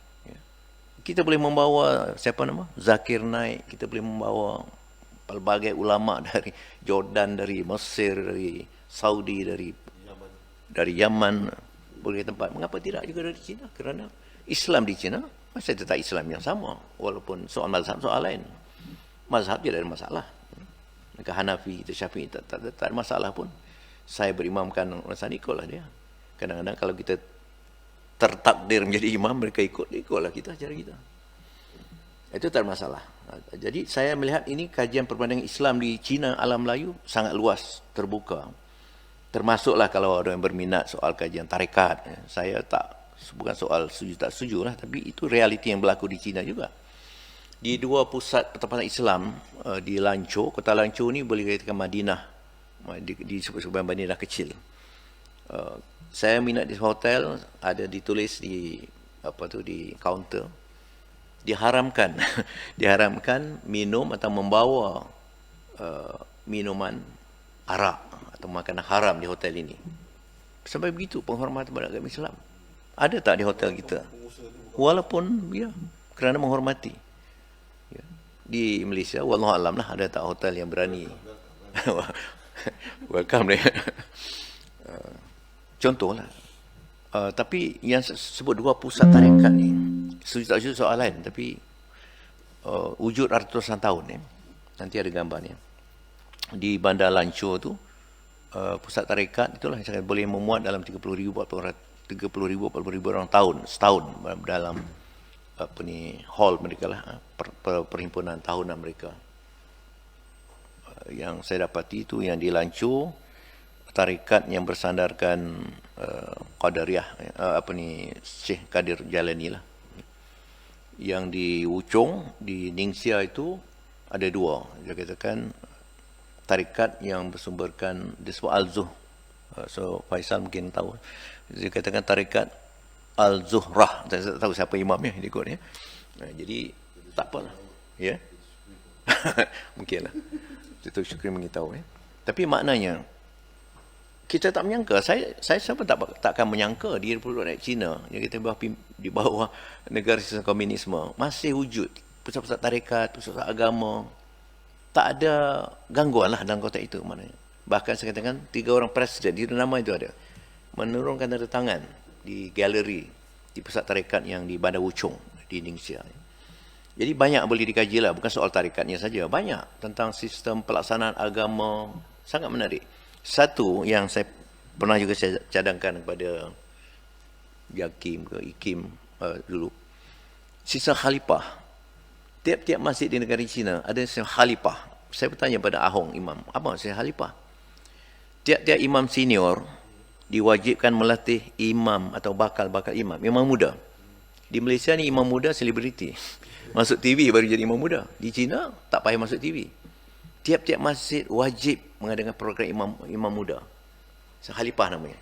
Jadi dari bangun tidur subuh sampai ke isyak sampai ke lelap mati sementara itu dilatih, diasuh, dibina akhlaknya oleh imam-imam senior. Bergantung pada masjid lah. Di Qinghai, iaitu di provinsi kedua terbesar yang menampung masyarakat Islam, sangat strict. 5 tahun pengajian baru boleh dilepaskan untuk menjadi imam di masjid lain. Tapi paling tidak 2-3 tahun tinjauan yang saya buat. Ya. Pondok saya lebih mencadangkan pada kerajaan dulu melalui masjid negeri dulu. Sebab masjid negeri ni ada peruntukan, ada fund kan kerajaan negeri. Jabatan agama, masjid agama negeri itu boleh. Jadi anak-anak muda daripada kita tuduh gitu gini, mak rempit lah. Tak payahlah kita label-labelkan gitu. Panggillah mereka. Jinakkan dengan cara yang positif. InsyaAllah. Tapi jangan hanya soal ibadah-ibadah khusus saja. Di masjid tu, mereka dilatih ni, pedang. Tai chi nya, kungfu. Saya menyaksikan imam-imam tu boleh. Kungfunya dengan pedang-pedang. Itu saya kira satu strategi yang patut. Ni peluang lah. Saya tak cakap soal UKM saja kan. Peluang ni tu orang Malaysia, institusi agama juga. Tapi tak tahulah, saya timbulkan secara rasmi dalam waktu Menteri Agama yang sebelum ini, Datuk Zulkifli Bakri, dalam pertemuan di Yadim, perhimpunan NGO sampai 300-400 orang. Saya timbulkan. Wallahualam lah sambutannya. Tak begitu nampak di sambutan yang jelas, tapi saya harap manfaatkanlah sistem yang baik. Mereka tidak ada dana daripada pemerintah, dana masjid sendiri, dan sistem infak mereka sangat efektif. Saya menyaksikan kalau minggu ni saya bersama Jumaat ada paparan tentang derma yang nak dipungut untuk membina madrasah, membaiki, menambah precise keperluan. Minggu depan dah diumumkan berapa ratus ribu yuan dalam tempoh seminggu. Semangat infak dalam keadaan begitu. Banyaklah kajian sangat boleh dibuat tentang sistem madrasah mereka, sistem Islam, pengajian Islam atau pendidikan Islam pada musim panas. Itu menarik. Tak ada formal, tak ada institusi formal untuk mengajar agama. Jadi mereka ada. Musim panas 2 bulan cuti, musim dingin 2 bulan cuti, 4 bulan itu intensif. Anak-anak dihantar ke masjid dan madrasah dan sebagainya. Selain soal yang institusi swasta itu setiap hari adalah. Kemudian kebudayaan tradisional dan multi etnik di Cina alam Melayu. Ini juga saya suka menegaskan bahawa orang mengatakan Cina monogenes. Tidak. 50 etnik itu banyak berlainan yang tak ada asas yang sama pun. Tetapi ini yang dapat dipelajari bagaimana mereka dapat hidup dengan harmonis. Bahkan antara Muslim dengan non-Muslim pun. Masjid di Lanchou, di Kunming saya kunjungi, tadika anjuran masjid. Saya servis secara ringkas dengan guru tadika. Peratusan yang mengantar lebih besar daripada kalangan non-Muslim. Di Malaysia ada tak agaknya? Ini barangkali dakwah kita tak sampai. Kita tak dapat menghimbau non-Muslim boleh sanggup mengantar anak kita dekat Islam. Pasti. Adakah dapat dipastikan sebagai contoh? Mungkin. Wallahualam. Asimilasi nilai sepunya, nilai-nilai yang ada persamaan dan pengaruh dua tamadun, pengaruh Cina pada Melayu, alam Melayu pada Cina, itu banyak yang boleh dikaji. Tradisi budaya perniagaan dan usahawan dalam tradisi Cina, itu saya katakan institusi kita patut menghantar lepasan ijazah untuk MBA dan sebagainya. Baik, terus penerbitan terjemahan, sudah ada 100 judul buku akademik dan sastra yang disetujui oleh pihak Cina dan Dewan Bahasa dengan ITBM dan sebagainya. Di sinilah saya kira MAPIM, Majlis Penerbit Ilmiah Universiti, dan juga University Press, mana-mana penerbit universiti, mungkin dapat menyumbangkan sesuatu dalam konteks membuat terjemahan karya ilmiah kita yang berpangkalkan kearifan setempat, local wisdom kita, untuk diperkenalkan. Saya cakap tadi misalnya di Yinchuan, ibu negeri itu diadakan persidangan tahunan. Setiap tahun 30 negara Arab ada persidangan tahunan dengan penerbit Cina. Dan saya satu waktu tu 2015 diundang salah seorang wakil Malaysia berucap di situ.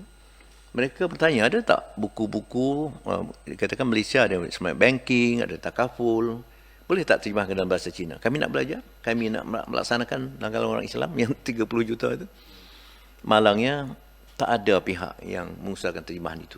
Agak ingin tengoklah, kita mungkin boleh cakap dengan penerbit UKM ataupun penerbit lain. Keperluan tu ada.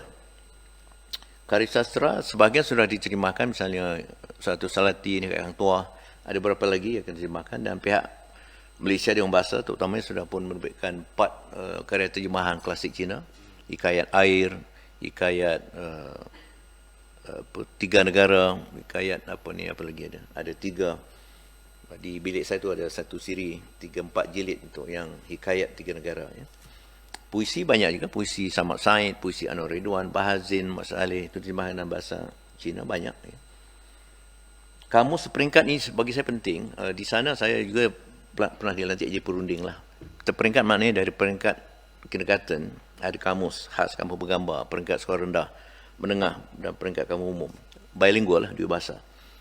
Tetapi saya lebih tertarik dalam bentuk kamus talian. Kerana kita dapat menambah entry, sub entry, dan contoh-contoh kemaskinikan penggunaan dengan semasa. Nah, ini mungkin kita nak bincangkan itulah. Puan Yanti mungkin melalui portal ni kita masukkan satu bahagian perkamusan. Setiap hari kita masuk entry berdasarkan perkembangan bahasa di media dan sebagainya. Baik, terus. Pendidikan saya kira tak perlu panjang lebar lah. Ini malangnya betul lah. Macam kursi yang saya tinggalkan itu, sejak tahun 2018 kali akhir, kali kedua itu, sampai sekarang 4 tahun masih kosong. Nama sudah saya cadangkan pada KPT, tapi wallahualam lah betul jadi. Dan kursi penjam Melayu yang aktif masih di Beijing, yang masih wujud. Yang lain tu sudah digantung. Di Leiden University, di Wellington University, di Seoul, di Hankook Foreign Studies University di Seoul sudah digantung. Yang tinggal Razak Chair itu di Ohio dan di Beijing Foreign Studies University. Sayanglah kalau kursi itu tidak dimarahkan. Bahkan kita nak menambah kalau dapat konsep sabbatical. Tak banyak saya rasa. Wallahualam lah. Pensyarah kita dalam bidang teknologi mungkin ada. Sains mungkin ada. Tapi bidang persuratan, arkeologi sana kuat juga. Kita boleh mula menjalankan hubungan dengan mengantar orang bercuti sabbatical.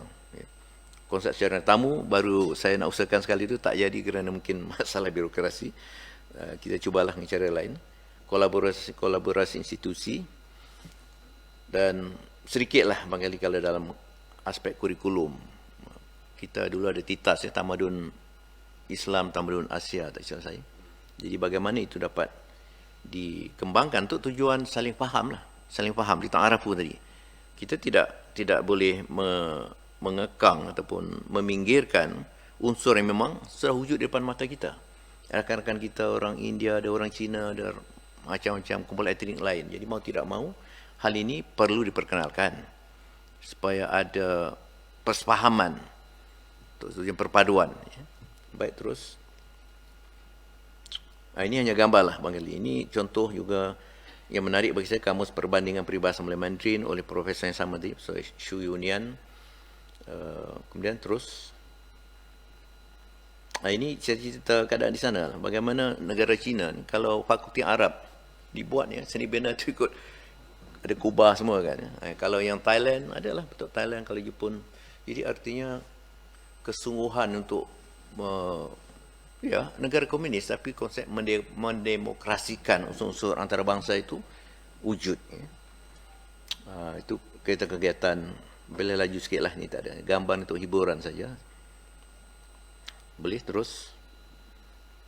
Ini yang saya sebut tadi, yang gambar atas kanan itu ialah bangunan utama pusat tarikat di Kota Lancho. Saya kaji lah, saya tanya pada apa tu, bukan mudir, apa istilah itu, syekhnya lah, apa kegiatan sepanjang seminggu perhimpunan tahunan. Ada zikir, tazkirah, selawat Nabi, baca Quran. Tak ada apa, tak ada yang sesat pun, mana tarikat yang tak ada apa-apa pun. Dan kita nampak dari segi lanskap pun, kalau kita ke kota-kota tertentu, banyak sebenarnya. Misalnya di Huhot Halte ni ialah ibu kota Inner Mongolia, Mongolia Dalam. Kita lihat bandar itu seperti Madinah, dengan bangunan hospital pun berbentuk architecture ataupun seni bina Moro. Banyaklah. Jadi maknanya kalau ini berlaku, kita dapat membuka ruang ruang kerjasama yang banyak. Bahkan di Yunan, di selatan tu ada sebuah daerah namanya dalam bahasa Arab, Baldatun Naku. Baldatun itu makna negara, negeri. Pun diizinkan penggunaan. Bahkan di bandar-bandar yang utama orang Islam ni banyak tulisan Arab. Menarik juga beberapa masjid sana saya dapati bahasa Melayu digunakan, misalnya kedai cenderamata, barangan Muslim, tanda lelaki, tanda wanita, dewan salat utama, banyak bahasa Melayu juga digunakan kerana mungkin banyak pelancong Malaysia. Yang ini bersama dia Dr. Asyari perlu tertarik bergambar kakak-kakak pakai tudung ni. Nampak macam disembunyi kan? Ini di Hainan. Kenapa saya nak kaitkan? Kerana di Hainan itu kelompok Muslim terbesar bukan orang Hui, tapi orang Melayu Campa. Orang Melayu Campa. Ini di Hainan. Di Pulau Hainan. Kerana mereka, daripada sejarah yang saya baca dan saya temu ramah, 800 tahun yang lampau orang Melayu Cam bergerak ke sana dan dipukul ribut. Akhirnya mereka bermastautin menjadi kelompok Islam terbesar. Ada dalam 12,000 lah, tak silap saya. Dan cara hidup mereka memang alam Melayu. Makan sirihnya, kenduri kahwin yang saya hadiri, lebih kurang. Banyak.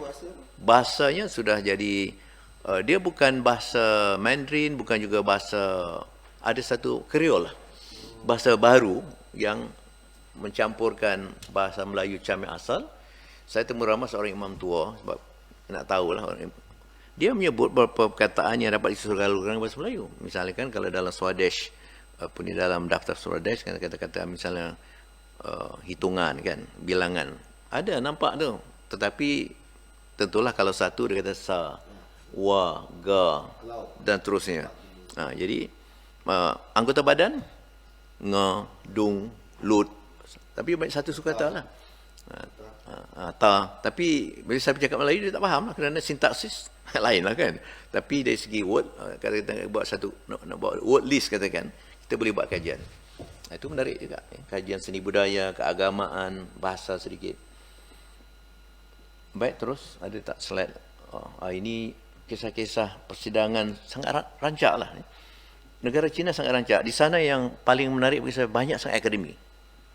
Akademi yang ada afiliasi dengan universiti, tapi mandiri kita orang Indonesia. Dia autonomous. Kalau tentang Indonesia ni, ada satu akademi khas. ASEAN akademi khas. Itu makanya mereka dapat menguasai ilmu dan dapat menggerakkan kegiatan-kegiatan ekonomi mereka kerana mereka ada akademi khas lain daripada universiti lah. Dan mereka menerima. Saya adakan bulan bahasa kebangsaan di sana, diterima. Beberapa buah universiti bergabung dengan China Radio International, sekarang menjadi Chinese Media Group yang barulah. Baik, terus. Habis? Mungkin dah habis? Tak ada ya? Ada lagi tak? Habis? Saya akhiri dengan sajak iringan lah. Ini sajak yang saya lahirkan pada tahun 2016 dan 2017 waktu Tan Sri Rais Yatim datang menyampaikan satu syarahan utama di Beijing Foreign Studies University. Baik, saya baca saja sajaknya. Boleh pancarkan? Tak ada muzik. Sajak yang berjudul Menganyam Tikar Peradaban. Aku anak Melayu dari wilayah dahulunya Empire Kesatuan. Sejak abad ke-7 zaman Sriwijaya, ke zaman Melaka dan Kesultanan Melayu seluruh Nusantara.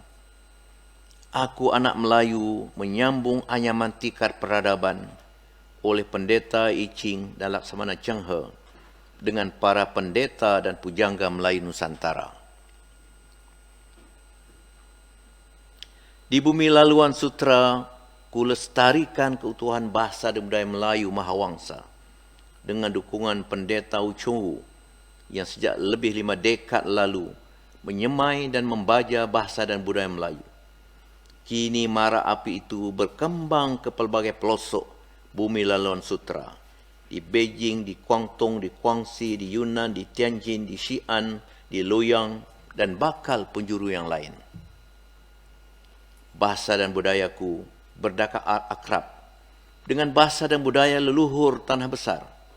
Malaysia dan China memutar sejarah peradaban sejak berabad-abad demi kelangsungan peradaban sejagat. Inilah moto semangat yang senantiasa saya kobarkan di negara China, di pelbagai provinsi yang saya kunjungi atas undangan, supaya hubungan antara alam Melayu khususnya Malaysia dengan negara China didasarkan pada semangat persahabatan seperti yang telah wujud sejak abad ke-7, bahkan lebih awal abad Masih hingga abad 15, supaya persahabatan terjalin untuk perdamaian kemanusiaan sejagat. Itulah saya kira latar dan ruang peluang yang mesti kita ambil dalam kerangka yang seluas-luasnya, bukan saja ekonomi, pendidikan, sosio budaya, bahkan agama dan kajian-kajian dalam bidang yang lain.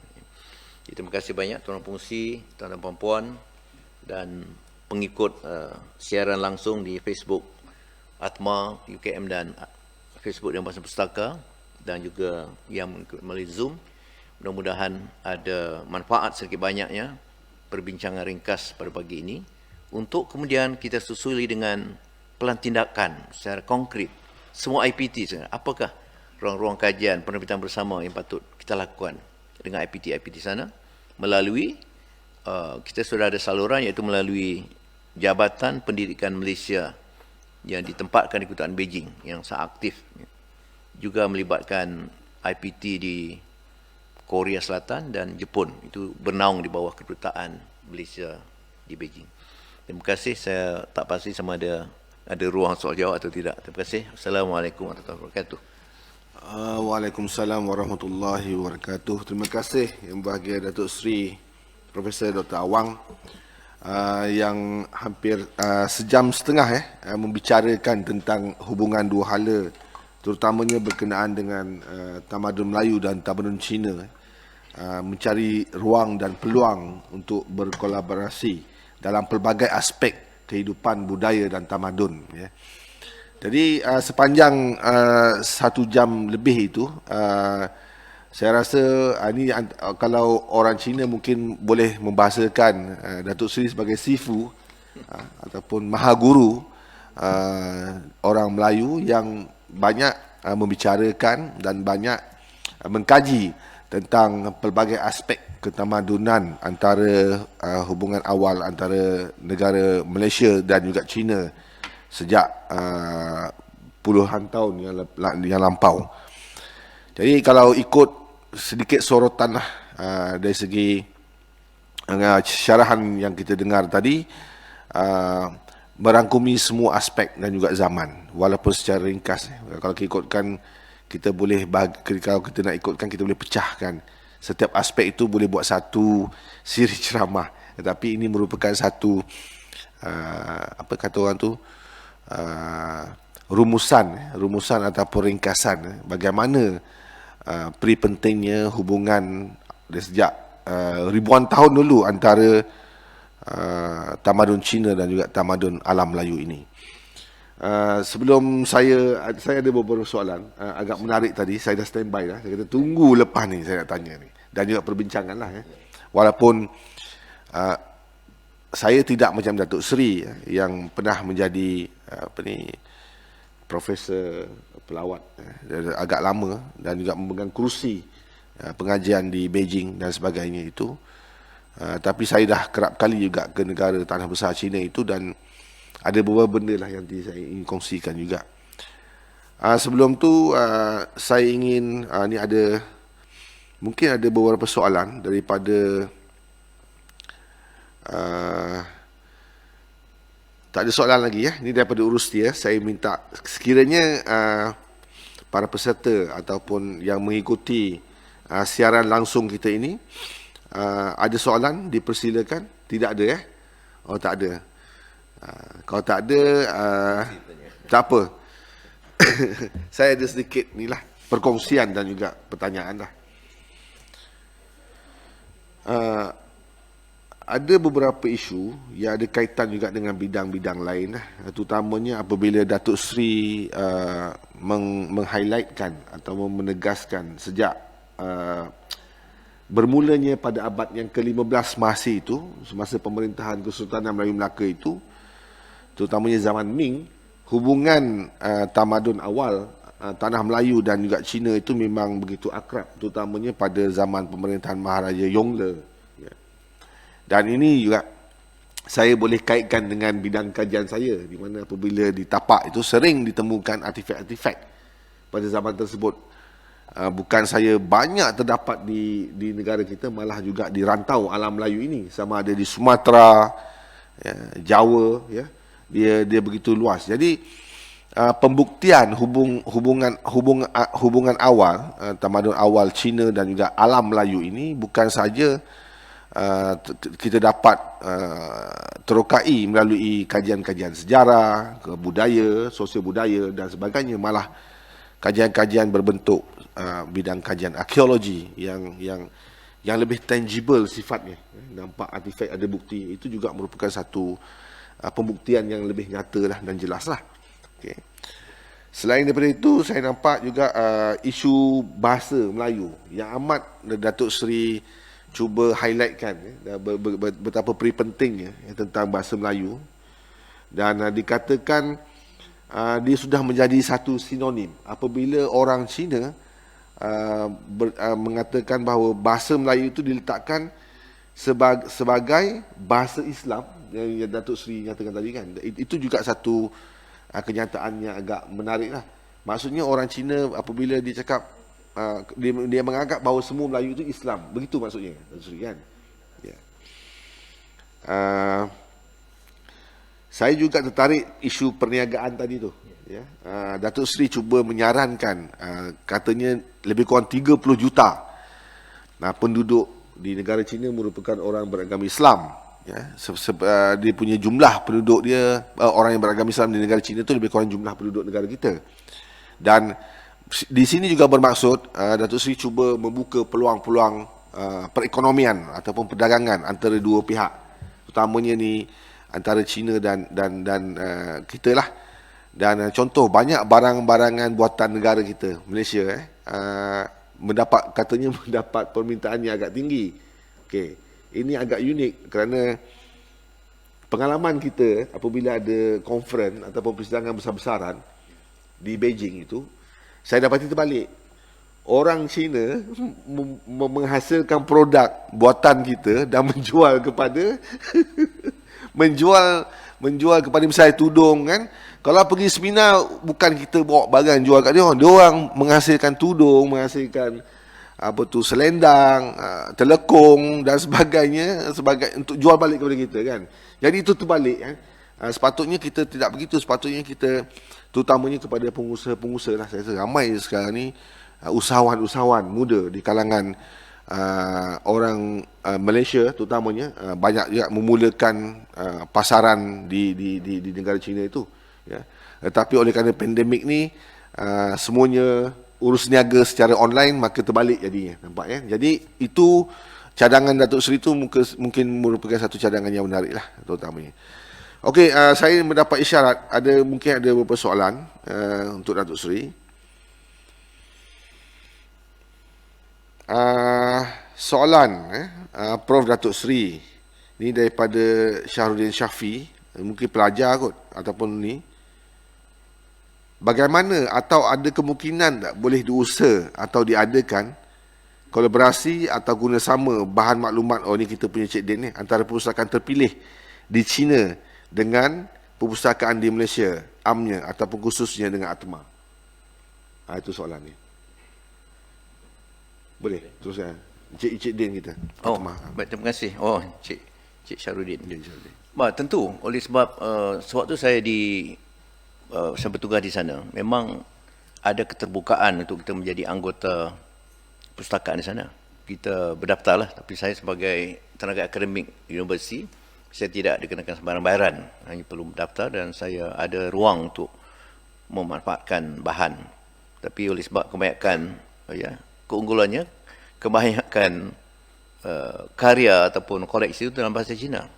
Ada dalam bahasa Inggeris, ada dalam bahasa lain, tetapi kebanyakan dalam bahasa Cina. Jadi saya memerlukan seorang penerjemah, sama ada pelajar ataupun pensyarah rakan saya yang menguasai kedua bahasa, Mandarin dan bahasa Melayu. Tentu, jadi ini ruang yang juga dapat kita wujudkan kalau kita mengadakan MOU, katakan.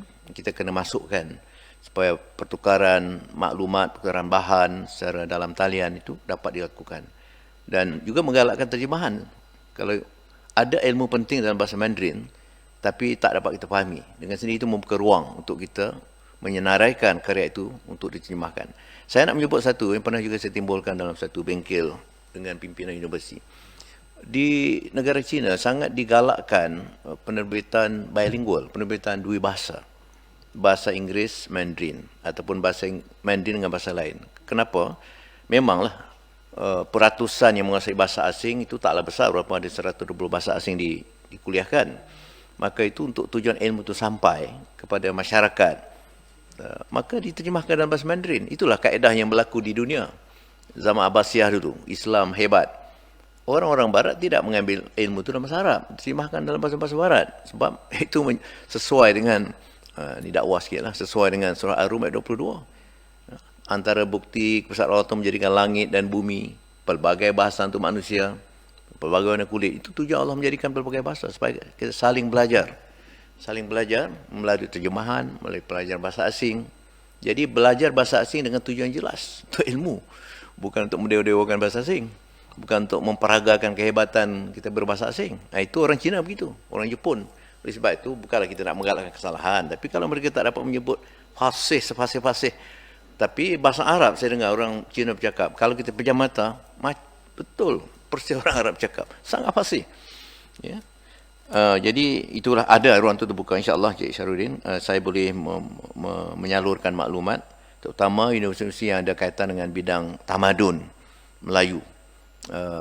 Kita dah ada 16 buah universiti. Baru-baru ini pun apabila Datuk Saifuddin Abdullah, Menteri Luar, berkunjung ke China, kita kirimkan 15 ke 16 kotak buku sebagai koleksi pengenalan bagi universiti yang baru. Tapi di Beijing Foreign Studies University, Ketua Pengarah Perpustakaan Negara waktu itu Datuk yang wanita, Datuk siapa nama? Binti Ahmad. Saya lupa nama. Beliau berkunjung, beliau terpegun. Dia kata ada koleksi di BFSU yang tidak ada di Perpustakaan Negara tentang alam Melayu. Jadi memang penting pertanyaan Cik Syarudin ini supaya kita membuat satu penelusuran. Banyak bahan, ada bahan yang mungkin memang tak ada di tempat kita tapi ada di sana. Ya. Samping itu pertukaran lah. Sangat saya alu-alukan. Nak menambah sedikit kesan daripada Tuan Pengurusi tadi. Saya menyokong penuh lah. Artinya kita perlu membanyakkan lagi bukti-bukti konkret. Bukti-bukti akademik. Bahawa hubungan itu bukan sekadar hubungan emosi, bukan hubungan perasaan, hubungan sentimen, tapi realiti. Penemuan Dr. Asy'ari dan rakan-rakan arkeologis, artifak-artifak baik dalam bentuk barang-barang kegunaan rumah, patung dan sebagainya itu dengan sendiri juga dapat dikaji untuk mengukur masa, kan, tempoh berlaku interaksi. Jadi ini sangat penting. Ini menggalakkan keterbukaan lagi lah, menjuruskan pandangan kita pada kajian-kajian pembuktian sejarah. Ya. Nah, ekonomi ini memang saya sampai sekarang masih lagi terkilan. Kita ke Mekah, kita pakai ketayap, tengok-tengok, made in China. Sejadah, selainnya Turki pun made in China. Dan mereka menjadikan itu perusahaan, di samping mereka ada puluhan juta pengguna dalam negara, mereka pandai mencari pasaran. Misalnya minyak wangi, orang Arab mengalir bentuk kecil. Mereka buat dalam bentuk pen. Jadi ke mana-mana saja ada 5, 6 ke 10 jenis wangi-wangian berdasarkan bunga dan sebagainya dalam bentuk pen. Sangat praktikal, sangat praktis. Saya melihat itu set dulu. Jadi mungkin setahun baru habis. Maknanya hal-hal begitu mereka sangat merancang ekonomi yang dapat memenuhi keperluan masyarakat. Jadi halal hub ini satu juga kekecewaan. Misalnya di Ningxia, itu provinsi terbesar yang menampung umat Islam. Mereka katanya sudah mengadakan mesyuarat dengan JAKIM dulu supaya diadakan pusat halal hub. Tapi sampai sekarang belum lagi menjadi realiti. Inilah bagi saya kita perlu lebih agresif. Kalau ada permintaan untuk makanan halal di Malaysia, kita harus menjadikan itu sebagai peluang bagi ekonomi umat Islam, ekonomi negara kita. Tapi tak terpenuhi. Halal hub menjadi idea dokumen semata-mata. Ada perjanjian, ada MOU, tapi tak ada. Sepatutnya kita sudah boleh mula mendirikan kilang di sana. Dengan resipi kita, dengan bahan kita, bawa ke sana dan boleh menjadi memenuhi keperluan masyarakat Islam. Ini cabaran lah. Saya bukan orang ekonomi, tapi peluang tu ada. Bagaimana usahawan Melayu, Persatuan Dewan Perniagaan Melayu, Dewan Perniagaan Islam ataupun PPIM, Persatuan Pengguna Islam Malaysia mengambil peluang ini untuk merencanakan satu program besar-besaran. Dan tentulah MITI pun patut memberikan perhatian. Jangan hanya bercakap soal perdagangan antarabangsa dengan Barat saja. Bagaimana tentang hubungan antara umat Islam di Malaysia dengan umat Islam di China yang pasaran sangat besar. Jadi MITI patut menjadi satu agenda memenuhi keperluan itu. Terima kasih. Terima kasih. Ada lagi satu soalan saya rasa ini juga penting demi memartabatkan hubungan dua hala antara terutamanya pusat pengajian tinggi di negara China dan juga di tempat kita. Seperti mana yang Datuk Seri nyatakan tadi, bahawa contoh USM lebih advance mengambil peluang apabila banyak mengoffer kepada pensyarah-pensyarah di sana untuk menjalinkan hubungan dua hala antara ni. Jadi saya rasa sudah tiba masanya sementara Datuk Seri di Atma dan menerajui Atma itu, saya rasa this is the right time untuk kita memangkinkan lagi lah antara hubungan dua pihak. Dan saya tu nampak bukan saja ni last mungkin sebenarnya mungkin juga di Indonesia juga antara pesaing kita dalam erti kata menjalin hubungan tamadun dan budaya antara Indonesia dengan China dan Malaysia dengan China misalnya. Jadi sejauh manakah berdasarkan pengalaman Datuk Seri lah negara Indonesia dan negara Malaysia dalam konteks hubungan dua hala ni, mana yang lebih terpengaruh ataupun permulaannya dahulu memang Indonesia lebih awal. Oleh sebab itulah bahasa Melayu yang diperkenalkan dulunya varian Indonesia tahun 41 tak silap saya. Tapi kemudian tahun 61 apabila BFSU di bawah arahan Kementerian Luar memperkenalkan bahasa Melayu varian atau variasi tanah Melayu waktu itu. Tujuannya itulah untuk menjalin hubungan kerana mereka juga melihat potensi tanah Melayu dan Malaysia sebagai satu tapak pasaran perdagangan dan juga untuk hubungan diplomatik. Profesor Wu Chong Yu, sahabat saya itu yang sudah 80-an sekarang umurnya, mengatakan beliau tidak ada sumber kerana tak ada hubungan rasmi. Bahan bacaan tak ada internet lagi waktu itu. Bahan pencetak tak boleh masuk di luar kerana dasar tertutup Cina waktu itu. Ya. Hanya ada siaran, ya ini realiti terpaksa disebutlah, dia siaran radio Melaya oleh PKM, siaran Parti Komunis Melaya. Itu dapat sampai di sana dan itulah dijadikan model oleh Profesor Wu tentang fonetik, fonologi bahasa Melayu. Ya. Itu asasnya. Tapi tentang soal budaya, tak ada. Maka itu Profesor Wu menggunakan teks yang ada unsur budaya seperti bunga telur. Mahasiswa bertanya, apa itu bunga telur? Sebab janggal bunyikan, macam mana bunga telur? Profesor Wu dengan yakin, tetapi dalam keadaan teman tidak tahu, menjawab, itu ialah sejenis bunga yang bentuk seperti telur, yang hanya ada di tanah Melayu katanya. 30 tahun kemudian, apabila beliau diberi peluang mengetuai kumpulan penerjemah jurubahasa bagi kumpulan akrobatik yang pertama Cina datang Malaysia itu tahun berapa, 80-an. Barulah beliau tahu, rupanya katanya beliau telah menipu mahasiswanya. Bunga telur memang satu unsur budaya penting. Bukan bunga yang penting, telurnya itu, tapi dihiasi dengan bunga. Jadi itu contoh kekangan ataupun keadaan silang budaya yang tidak wujud apabila berlaku perkembangan bahasa dalam komuniti. Tajuk artikel beliau juga menarik, perkembangan bahasa Melayu dalam tanpa komuniti penutur bahasa Melayu. Tapi alhamdulillah dengan hubungan diplomatik. Dan menyahut pertanyaan itu, kemudian China memerlukan perhatian lebih. Saya tidak mahu mengatakan tak ada hubungan baik, tetapi berdasarkan perkembangan universiti yang saya katakan 16 buah universiti, ternyata bahawa bahasa Melayu varian Malaysia telah mendapat perhatian besar. Dan dari segi hubungan diplomatik, tidaklah saya perlu berselindung apa-apa. Memang rakan-rakan akademik, bahkan pimpinan negara sana yang sempat saya cakap, memang sangat menghormati negara Malaysia. Dan mereka Oleh sebab itu kalau Malaysia, saya heran, saya pergi ke kampung-kampung yang pada saya terputus hubungan komunikasi. Tapi kalau katakan dari Malaysia, Malaysia, satu sambutan yang sangat luar biasa, hatta di kampung-kampung. Arti saya bertanya melalui juruwasa saya, dari mana mereka mengenal Malaysia ni? Kerana di media di sana agak kerap nama Malaysia disebut. Jadi tentulah ada perhatian besar pemerintah China pada Malaysia. Dan ini juga satu peluang yang bisa kita ambil dalam keadaan penghormatan, penghargaan besar satu kuasa ekonomi besar dunia kepada Malaysia.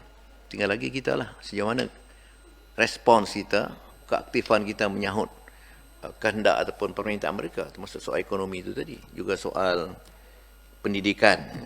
Sebenarnya banyak, saya nak menyebut, saya sendiri tidak pernah tahu, rupa-rupanya banyak beasiswa yang dibuka untuk warga negara Malaysia. Jadi anak-anak Malaysia atau ibu bapa Malaysia hendaklah selalu membuka laman web kedutaan besar RRC di Kuala Lumpur, di Malaysia. Ada beasiswa untuk masuk ke Universiti Teknologi yang khas tentang pembuatan kapal terbang, kapal angkasa. Itu nama Universiti Teknologi China di Beijing. Memang sangat tinggilah darjat dari segi teknologi. Rupanya di Peking University ada fakulti perubatan yang memang khas perubatan tradisional Cina, seperti yang berlaku di Tongshin. Tongshin di Kuala Lumpur ada 2 departmen, perubatan alopati moden, perubatan Cina, pilih.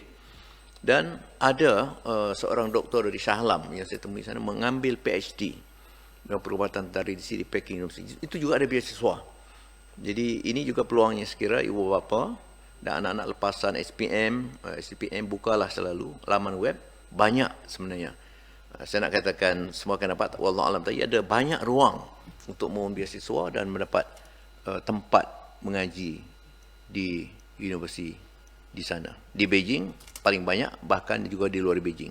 Kerana kita sudah ada Kaunsil Jeneral di banyak tempat lah di bandar-bandar di negara China. Sampai Sichuan sekarang sudah membuka ruang, di Hebei antara yang baru, tempat lain 16 saya sebut tadi, dan banyak lagi ruang lain. Bukalah laman web tu, saya pun tak dapat nak menyebut satu persatu, tapi memang ada tawaran-tawaran begitu. Jadi, terima kasih sekali lagi, mudah-mudahan kita dapat terus menjalin hubungan baik, semua persahabatan dan diplomatik, serta mengambil peluang menang-menang. Saya sebut menang-menang ni, win-win situation selalu, juga di negara China, dan mereka faham. Saya katakan janganlah anda datang hanya untuk mengaut ekonomi di negara kami saja, tapi berikan juga ruang pada kami. Ya, kami terbuka. Tapi kita lah terpulang pada kita. Dan satu juga catatan akhir pada kerajaan Malaysia, selalu saya sebut dalam pelbagai forum dan sebagainya. Kita perlu ada ketegasan daripada awal lagi. Misalnya dulu heboh tentang kenapa sepanjang jalan dari Bandar Kuantan hingga ke tapak kawasan yang industri besar Cina itu, bendera negara Cina dan hanya bahasa Cina. Kuasa untuk menaikkan papan tanda ataupun paparan Pak Awam, kuasa Majlis Bandaran, ataupun kalau Dewan Bandaraya, Majlis Perbandaran. Jadi artinya kita tidak tegas. Tetapi dalam negara, seorang rekan saya, sutradara Yasin Salih nak buat promosi pementasan Usman Awang, Uda dan Dara di Sabak Bernam, tak dapat menaikkan gegantung. Ya, banyak halangan. Tetapi ini mana ketegasan awal. Dan ada tak dalam perjanjian itu penyaluran misalnya berapa nisbah untuk latihan anak-anak Malaysia dalam dikatakan teknologi transfer, pembinaan teknologi, pembinaan kemahiran. Ini mesti ada dalam perjanjian antara kerajaan Malaysia dengan pemerintah China. Kalau tak, mereka pajakkan begitu juga. Kata ada selagi ada langit, ada bulan dan bintang, tidak ada had. Sedangkan kita ada konsep pajakkan 99 tahun, sebagai contoh. Ini mesti dari awal kepada kerajaan lah. Saya bersuruh supaya kita juga ada kejelasan peraturan-peraturan. Jangan sampai contoh katakan yang di Johor tu Siti saya lupa apa nama. Kata kalau yang duduk di kawasan itu boleh lepas peraturan immigration semua. Kalau betul berlaku, ini sangat buruk. Jadi kita sendiri mesti ada ketegasan dalam soal immigration, soal hal-hal berkaitan dengan soal negara lah sebagai pengakhiran. Terima kasih banyak, terima kasih. Assalamualaikum warahmatullahi wabarakatuh. Banyak. Saya rasa sebenarnya ada lagi 2 soalan, tapi oleh kerana kita masa dah amat suntuk, jadi saya ingin mengucapkan banyak terima kasih lah kepada para hadirin sekalian serta mereka yang mengikuti syarahan kita pada hari ini melalui secara Facebook, online dan sebagainya.